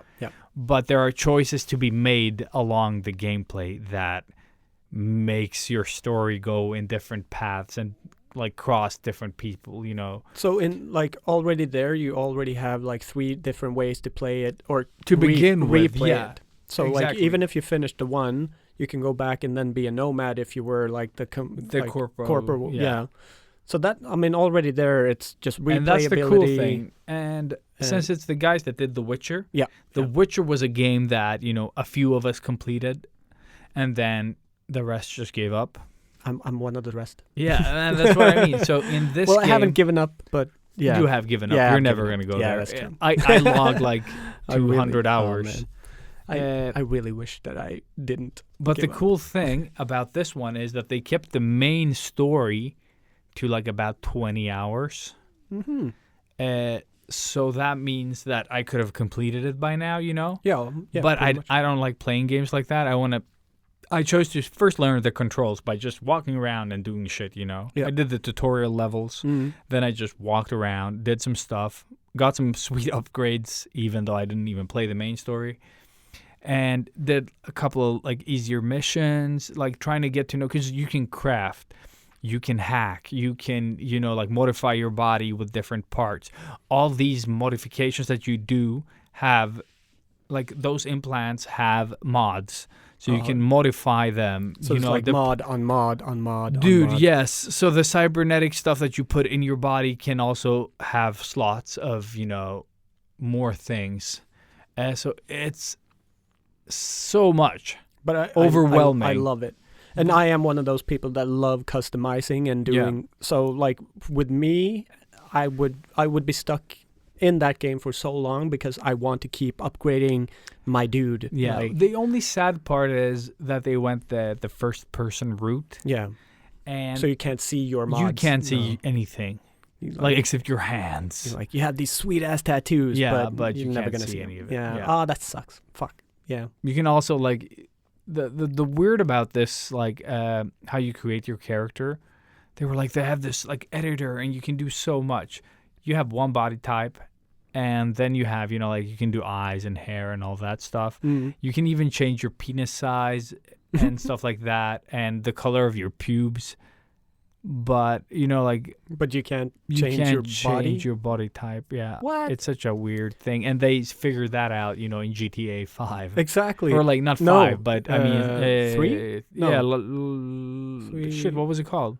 San Andreas. San Andreas. That is like number 5 in game release. Yeah. But it's like ages ago on a console that wouldn't handle anything. Oh my god, yeah. So I wish this game was, because there are some cool outfits there and some hilarious outfits that you get, you know, when starting the game. Like you can loot stuff that you find everywhere. And sometimes you find like mix and match like pieces of clothing that you find, but you'll never see them. Not even in cutscenes, because within the cutscenes you can still turn your head and sort of do things. For the immersion, as they said. But I just feel that it just ruins the whole experience. It would be super cool if I could see my whole character. Not just and how he interacts with the world instead of seeing hands. Yeah. Like, and then, like, if we leave that part, because I want to talk about this game later. Yeah. But it has a lot of bugs. And they released a 1-day patch, which is good. But also there are some hilarious like bugs. And it's like, for me, they haven't ruined the game so far. They're just sort of like a bit of like entertainment while you're doing stuff. Like I showed you the car that flew up in the sky. That wasn't mine, but I love that though. That was so funny. And I had this one where they have these computer chips sort of like lodged in the like a slot on their neck. And the guy that I was talking to, suddenly his gun just like appeared in his head, like just sticking out of his head was like the pipe of his gun, and then on the other side it was the handle, and then suddenly it just started sliding like a disc out of his head, and he just grabbed it, like he took out the chip and gave it to me, and it was brilliant. You know, like it made that scene so much better that the graphics would jump and like replace another graphic and then become this super hilarious bit. Yeah. And there are things like that all over the town, like both planned ones and crazy ones. This is why they wanted more time to fix the game. And everybody's like, no, give it to us now. Yeah. Because we're... Dude, had they released it when they said, this would have been... a fuck show. Yeah, dude. Shit it would have been so fucking broken. A fucking shit show. And I'm playing on the PS4 Pro. Yeah. And it's running, you know, okay. It has like some frame rate drops and stuff like that. It's like when you start running sometimes. But that's why I'm worried. Yeah. Because I don't think but you can turn them off. That's the thing. They give you the options in the settings menu to turn off, you know, like the super advanced stuff, so that you can keep. Though. Like you want Depends, it running like on some of them the best possible way. Yeah, I know. So, but then you don't want to buy it for your PS4. Then you want to upgrade. Exactly. But if you really can't afford it, I think it's worth pulling back a bit and playing it. I mean, again, for me, because I do have so many games I need to finish, I'm probably not gonna, I shouldn't buy it before the PS5 anyway. So like for me, it's better to invest. No, but the thing is, that's the cool thing that I can keep playing it with, because you're saved. You save on the PS4 cloud, or PS cloud. So that is confirmed now. That they came out with that like a couple of days, the week before it released. Okay, great. But I think that the fun part is like this game can be played several times. I think with the different factions, just complete it. Then go back and make some other choices. Because the cool thing about this one, it's built up on ability points, street cred, leveling up. It has all these different ones, and then perk points. Within an ability, there are perk points. So what is a perk point? So the abilities, you have, like, I think it's body, technical ability, intelligence, and hacking, reflexes, and cool. And they all have and they have all these, and the cool is not how cool you look, but it's how cool you can be in a given situation. So you're sort of like, you have a lot of presence, so people respect you out of fear, basically. All right. or whatever else it is. Like, cool factor. Just you're like an ice cold assassin. Also it is that. The assassin stuff is the cool, or the sneaking stuff is the cool. You keep your cool. Your cool. And it's super fun. And all these abilities, you can't do them all, because I don't think you can play the game and get enough points once you've finished everything to fill out these trees. So you have to choose what kind of player you want to be. And something that's cool about this game that I haven't seen in any other game is that it like, from playing it the first time, because I told you that I restarted. I played for a bit, and then I was like, I need to go back and redo everything. So what I learned that first, like, sort of 2 hours that I played and then went back from the beginning was that, oh shit, don't use up your ability points for the body and all those things, because you should only use them when you get to that point.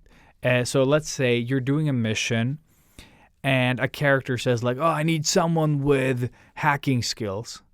And then it'll give you like 3 options.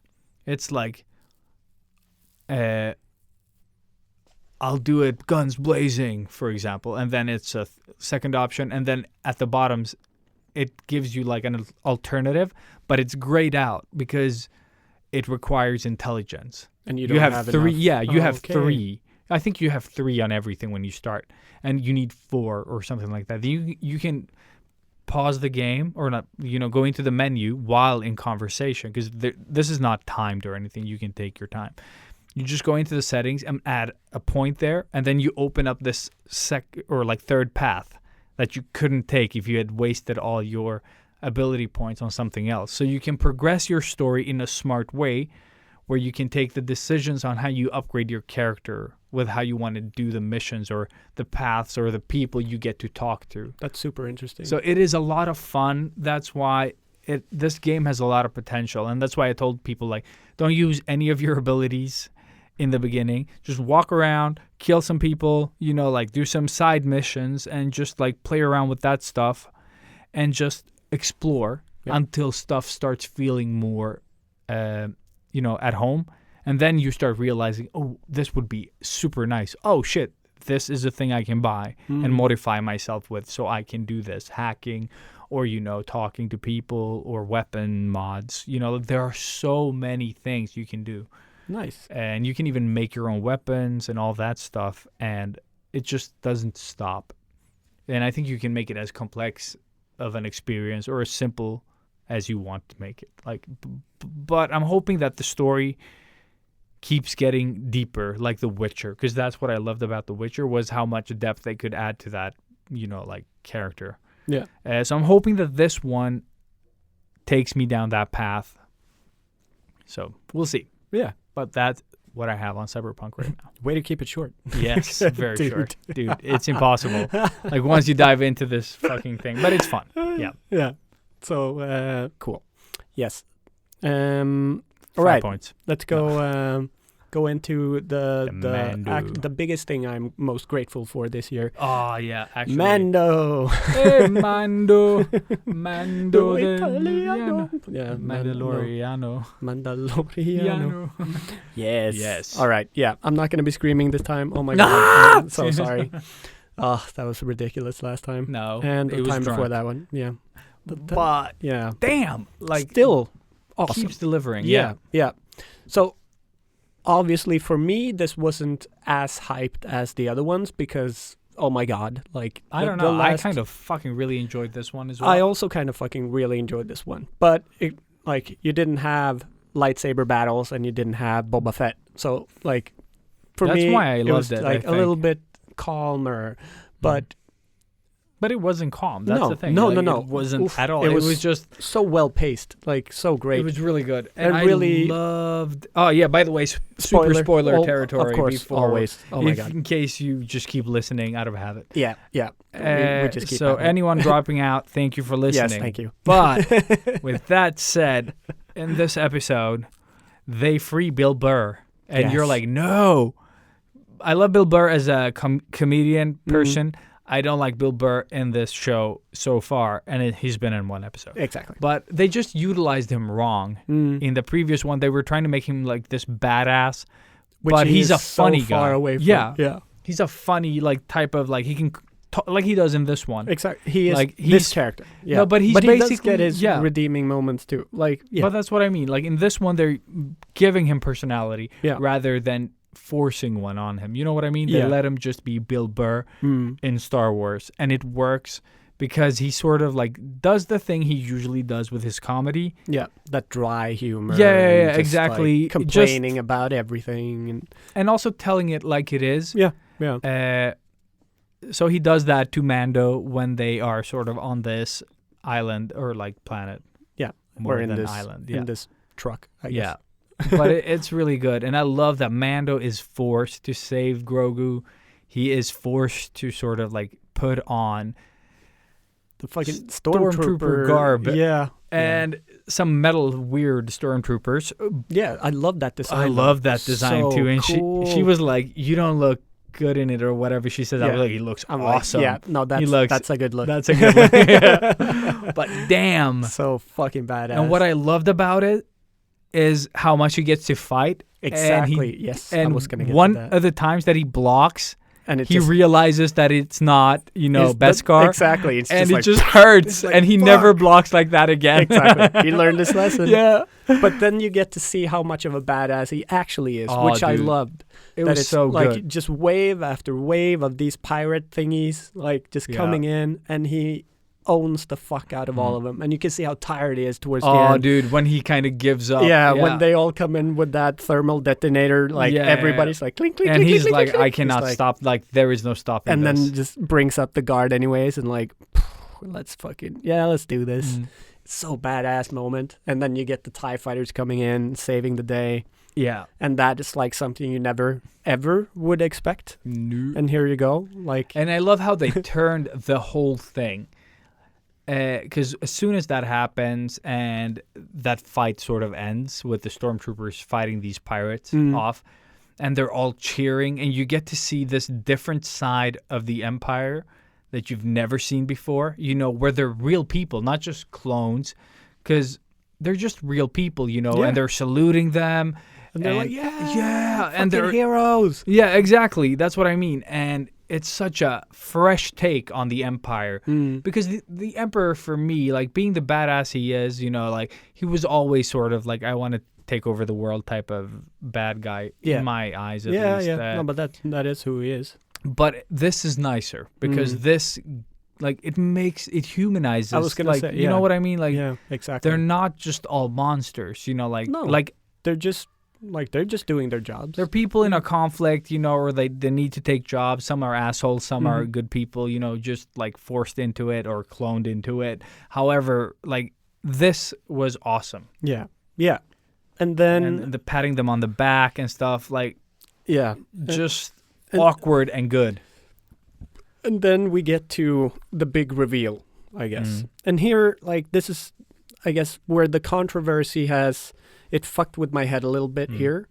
but you get Mando actually removing the helmet to, like, and that also proves, I think, like, how much he really cares about Grogu. And that that's what I thought as like, well. with this episode in general, it's really him accepting that he is the father. Like, he is, not just a Mandalorian. Exactly. But he is, like, he cares so much about this little fucker. And we all do. Like, he is the cutest thing ever. Not even the cutest thing ever now anymore. Like, he has so much emotion and character for being this little puppet. That hasn't even said a word. Like, he says, yeah. But yeah, the fact that it means so much to him that he removes his helmet and for the first time. Exactly. So, like, that's it's a big moment. But because it was all the controversy around Pedro Pascal and, like, how he wanted more FaceTime. To me, that was the first thing I saw when that happened. Okay, I was like, fuck. Yeah. And then something that I missed, even after seeing it 2 times, but my friend told me, he's like, oh, did you get the Office Space joke? Oh, shit. Because they do, like, a TPS report thing. Like, shit. Yeah. He does do that. Totally, it totally went over my head. I missed it. But that's so cool. Like, just the fact. Man. I actually don't know who directed this episode. I didn't look that up. I didn't pay forgot. attention. Yeah, I always forget. I'm always like, I'm going to check it at the end, and then I forget. I remember, like, seeing who directed it, but it wasn't any name that I recognized. So. Oh, yeah, wasn't it a Japanese name? Yeah. Something. Yeah, I don't remember. Fuji. I don't know. Like, I really don't know. Fuji. Yeah, exactly that. But it was good. It's so good. Yeah. Like, but also cool that they scan Mando's face and he's allowed access to the thing. So what does that say? Like, I didn't understand what that was doing. And I am the geek, and I've watched, like, stuff around it. I didn't get enough time to actually research the episode as much as I've done the other ones, so I missed out on that one. So I think I'll have to get back to you guys on that, unless you all know, and then you can just tell me. Yeah, but then we get to the Bill Burr and the officer dude. Like, that sit down, like, it was so Tarantino, like from Inglourious Bastards, when they sit, in that basement around the table. Know that exactly. Something is, like, it's gonna happen. The tension was so there. Yeah. And when Bill Burr brings up that, what was it, Project Cinder? Yeah. Like, and that's when when Bill Burr really sold himself, I guess. I think so. I think it was so well acted, like, because you don't think of Bill Burr as a good actor. He's a stand-up comedian. Yeah, but here, like, there's so much emotion, and you really see him, like, tearing up and being upset exactly. About, like, he sells it. And it's just like, what was it, like 5,000-10,000 people, No, like, it was 25,000, I think, even. Like, it was crazy. And that lieutenant was like, and with that blah blah blah that you brought in, the Empire, that's gonna be he said, like, that's gonna be like nothing compared to what we can do with this. Exactly. Yeah, exactly. So horrible. And that bad guy they will too. Like, he was perfect. He's always that nasty fucking guy. Like, he's so good. Now I don't remember, like, all the movies that he's been in, but he's been in so many movies, and he's always been this really nasty fucker. And he does is it well. He is such a nasty ass in this one too. So when Bill Burr does the Han Solo, like, shooting first thing, oh man, so gratifying. And then them looking at each other and looking at everybody there, and everybody's like, I love that brown stormtrooper that's like, what the fuck just happened? Wait, what?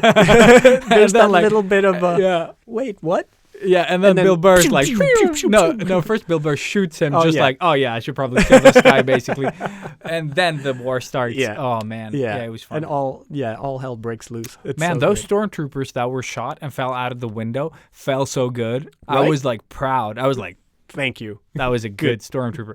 No, because, like, when they got shot, they weren't, like, flailing or anything. They just, like, fell limp, and then, like, their bodies, they just, like, it looked perfect. It's a sniper shot, you're dead. You're straight up dead. But they fucking fell beautifully. Yes. That was so good. And that's also the cool thing about this episode is the team coming together really and you see how well they work together. And how fast the women can walk in this show. I was very surprised. They probably got flown there by No, they walked really fast. They're these like elite power walkers that just like, I don't care. Like it doesn't ruin anything. No. But it was so much fun. All of a sudden they're like, just there. They have this like the car chase or the Mad Max scene in this movie. If we're gonna compare it to anything. It is very much Mad Max. Yes. It's like it's this fucking constant race through the forest or the jungle, and all these pirates are coming and they're driving really fast, and it's like so intense. And then suddenly, like the women come out of the forest, like in the same location. I'm like, what? There's like, is there a train on that side of the fucking island? Yes. Like to get you there? Like, let's just say yes. Yeah, there is. But it was funny. It was funny. Yeah, no, but really cool, and Bill Burr's redeeming moment. I love that scene too. Yeah, when he sharpshoots the thing and explodes the fucking thing. Before that, actually, I love it when just before they leave, he gives back the helmet and says, "Oh yeah. I never saw you." Yeah. Again, I never saw your face. Yeah. Yeah. I liked that part. He's become like a really cool character now. Yeah, I really loved him. I wanted him to come along this time and not just be locked up again. No, exactly. So it's cool to see, like, he will definitely be back at some point. Yeah. Like, they can't just let him go. Maybe he went off script. That's why it's good. I don't know. Yeah. Like, because last time he felt so wrong. Exactly. And now he perfect. was, Yeah. I think it's just director again, because the first one, they were friends. Like, the director and Bill Burr who wrote that episode that I didn't like? That was... it's the black guy in was it with the directors, and I don't know his name. Yeah, I don't know. He's half, but his voice was awesome. Half Japanese, half African American, I think. Was he? Yeah, that's awesome. There was like this weird. I don't know any of their names. No, and he's from like this more of a television type of background as well. Like he hasn't done a lot of movies as far as I know. Okay, yeah, so that's what, like I really don't know his name. But he did, I think, 2 episodes in the first season, and but he brought him in because like they know each other, I think. Yeah, and it was such a random. It was character. a good cast, but the first episode was not great. Exactly. Like, and that character wasn't clear. And I think that might have been because of their friendship. Maybe, yeah. I guess it's hard to direct your friend. Like maybe, just, like, yeah. But yeah, redemption arc here though. Very much. And then I thought so great to see that the thermal charge from Boba Fett.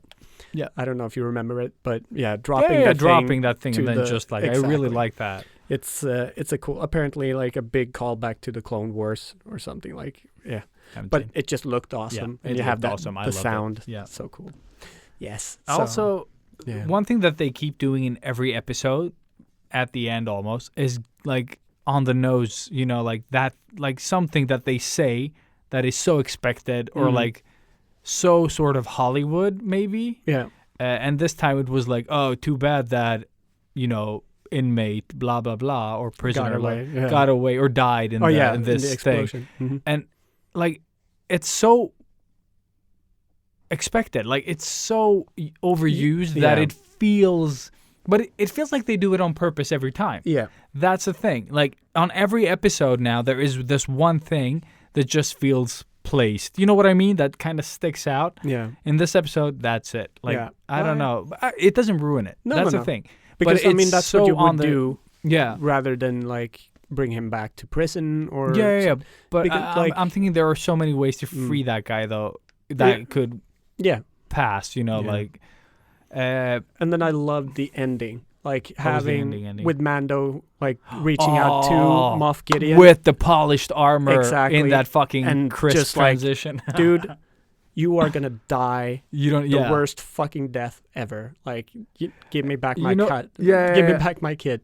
You know. Yeah, I care more for this kid than anything. Than you know. And that basically means that I will kill all of you. Exactly. Like instead of just like I'm not gonna tell them how much I love this, so I can get it cheap. Moment. That's Mando Taken. Yeah, he just calls in. I'm gonna find you. Yeah, basically. Yeah, exactly. And I'm gonna kill you. Yeah, and every fucker of you. Yes, you are all and dead. And I love how Giancarlo Esposito just.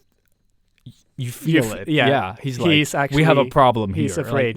Like, like, oh shit. for being such a creep. Yeah, because he did find him. Yeah, that was the thing. Like, yeah, dude's got resources. Mm-hmm. But also like, and really having Mando go, like really taking in Grogu as his son. I think it's the most beautiful thing here. Yeah, that he like finally accepts that that's his role. He is the father now.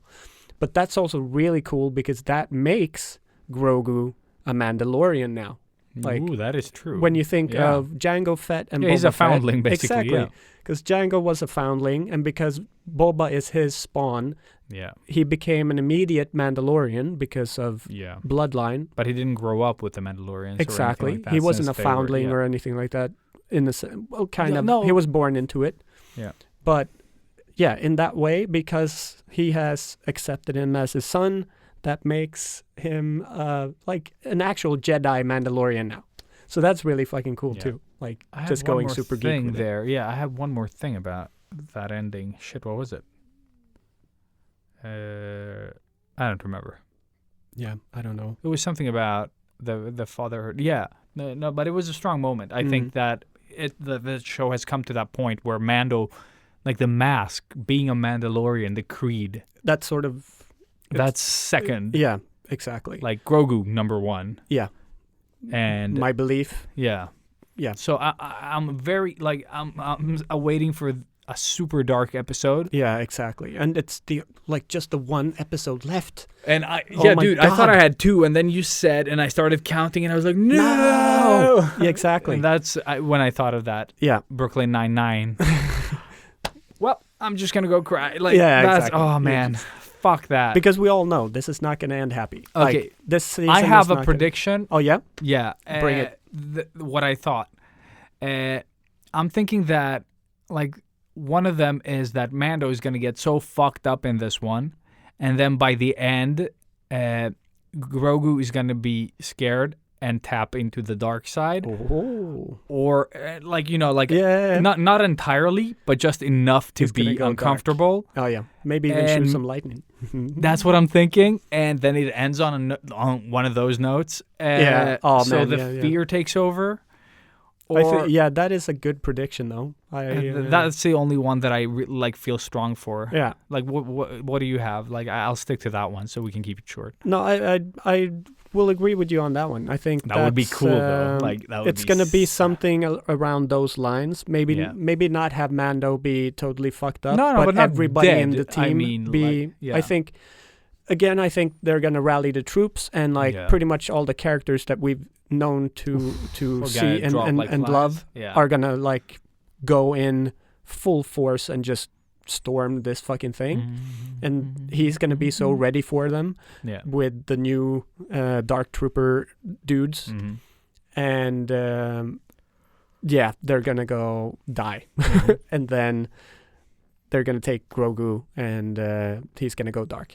Yeah. Something like that. Yeah. But I'm thinking that they're going to get away with Grogu is my second one. They're not going to get Grogu back. I think that is the only prediction I can actually do. Because that would be too easy. Yeah. But that's why I'm thinking that maybe something happens and it ends on a bit of a dark note. Like in one way. It feels like, because I don't remember, how did the last one end? The last season, one. They got he shoots down Carlos Esposito. With the Darksaber. Yeah. It's the boat thing. And they're in the jetpack cantina. They're in the cantina. They're in the cantina. Oh yeah. Okay. The robot self-destructs, or Watiti self-destructs. Mando gets the jetpack. He brings down a fucking TIE fighter, which was amazing. So cool. Yeah. Love that. And he survives, comes out. Yeah, and that's how it ends, the Darksaber. Yeah, and that was a good ending. But it's not a dark ending. You know what I mean? Like, it is just more to come. Cliffhanger. Yeah. Exciting, awesome, and just gives you, I love that they kept the Darksaber for that second that you saw it, basically zooming out from that scene. Yeah, oh. And you're just like, oh my God, how awesome is this? And they've done nothing cool with that one yet. No, exactly. So that's probably coming, something. Yeah. No, but we do have a lot of cool characters that have been introduced in the show, like the other Mandalorians. Like, I don't remember their names now. Oh, shit. They're probably coming team, in. Yeah. And because they were looking for him too. So I'm assuming they're going to band together, hopefully. Ahsoka probably to save Grogu, because she felt him in the Force thing, or maybe they have like a bond now. Who knows? Yeah. They can go anywhere. Yeah, I think someone predicted... And by the way, somebody said that because in one scene in the previous episode where he's meditating and stuff, you can like slightly see a silhouette up with Grogu when everybody's fighting. Oh. And some people said that might have been Luke Skywalker. That would be cool. But I think it's going to be someone else. Yeah. Because like, Luke got shit to do. It would be too, like, I talked to somebody about this as well, that it's like, because we do have Luke. Like, he is alive, he's young, he's definitely out in the universe doing shit now. And we know that he might come in, but bringing him in now would be destroying so many fun things that they could, like, hint towards in further seasons. So that would just be wasting that character. Maybe so they could have, like, meanwhile, at that island, he just drinks that milk from those weird things. Or it could be like, maybe we get the first hint of him in this last episode or something. Like, it would be cool to get, you know. No, I think they're going to introduce a new Jedi as well. Yeah. Like, at some point. Like, or Sith.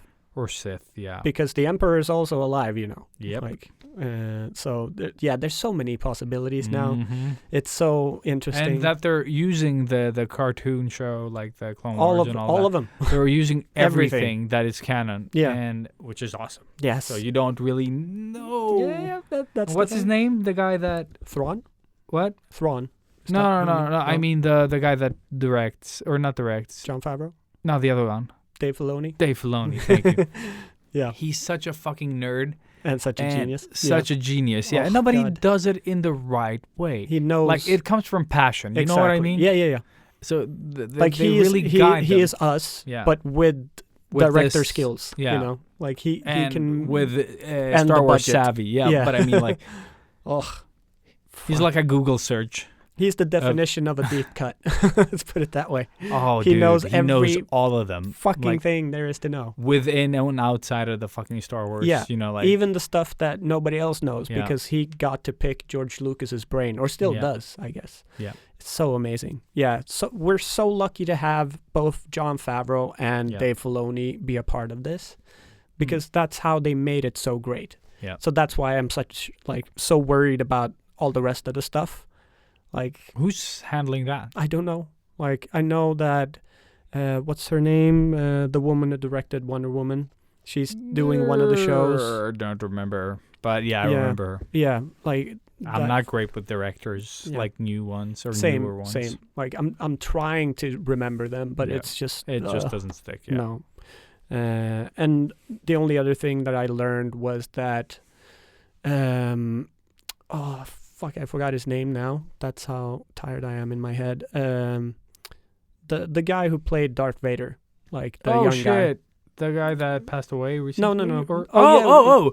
Christensen something, right? Yeah. Hayden Christensen. Yeah. Or something so he's coming back to reprising role. Darth Vader in the Obi-Wan Kenobi show. That's cool. Yeah. So the Obi-Wan show is something that I am kind of looking forward to. So this is Wyneken. The Wyneken is back. Yeah. Yep. Loved it. Awesome. So good. But yeah, let's take just a moment to say, like, thank you, Darth Vader, to the past Darth Vader. Because we missed that last episode. I know. I was trying not to forget, and I forgot. Same. Oh, there were reasons. Yes. There were some reasons. But yeah, no, sad times. I didn't even do, like, an Instagram post or anything. It was just... I never do. Everybody did. I think you do it if you can. Yeah. Like, if it is. Sad times. But it's fucking 2020, so what else? What else could it take from us? Yeah. So fucking sad. Yeah. But yeah. No, with that said, let's wrap let's cut this fucker and move on to next week's episode, I guess. Yeah. Yeah, or something. So we're back. No. No. No. Thank you guys for tuning always. In. Yeah. Oh my God. Listening we love to you. us rant this short episode, only 2 hours. Yeah. Such a short one. Such a short one. Yes, short. Yeah, short. But yeah, remember to share, spread the word, tag us in every stupid thing that you do that involves us in any type of way, or even because without you, we're nothing, yo. We're nothing, yo. Yo. Yeah, love. Yeah, respect, y'all. Love each other, but from afar. But love and but. Love and but. Love and but. From us to you. Fuck you. And love you.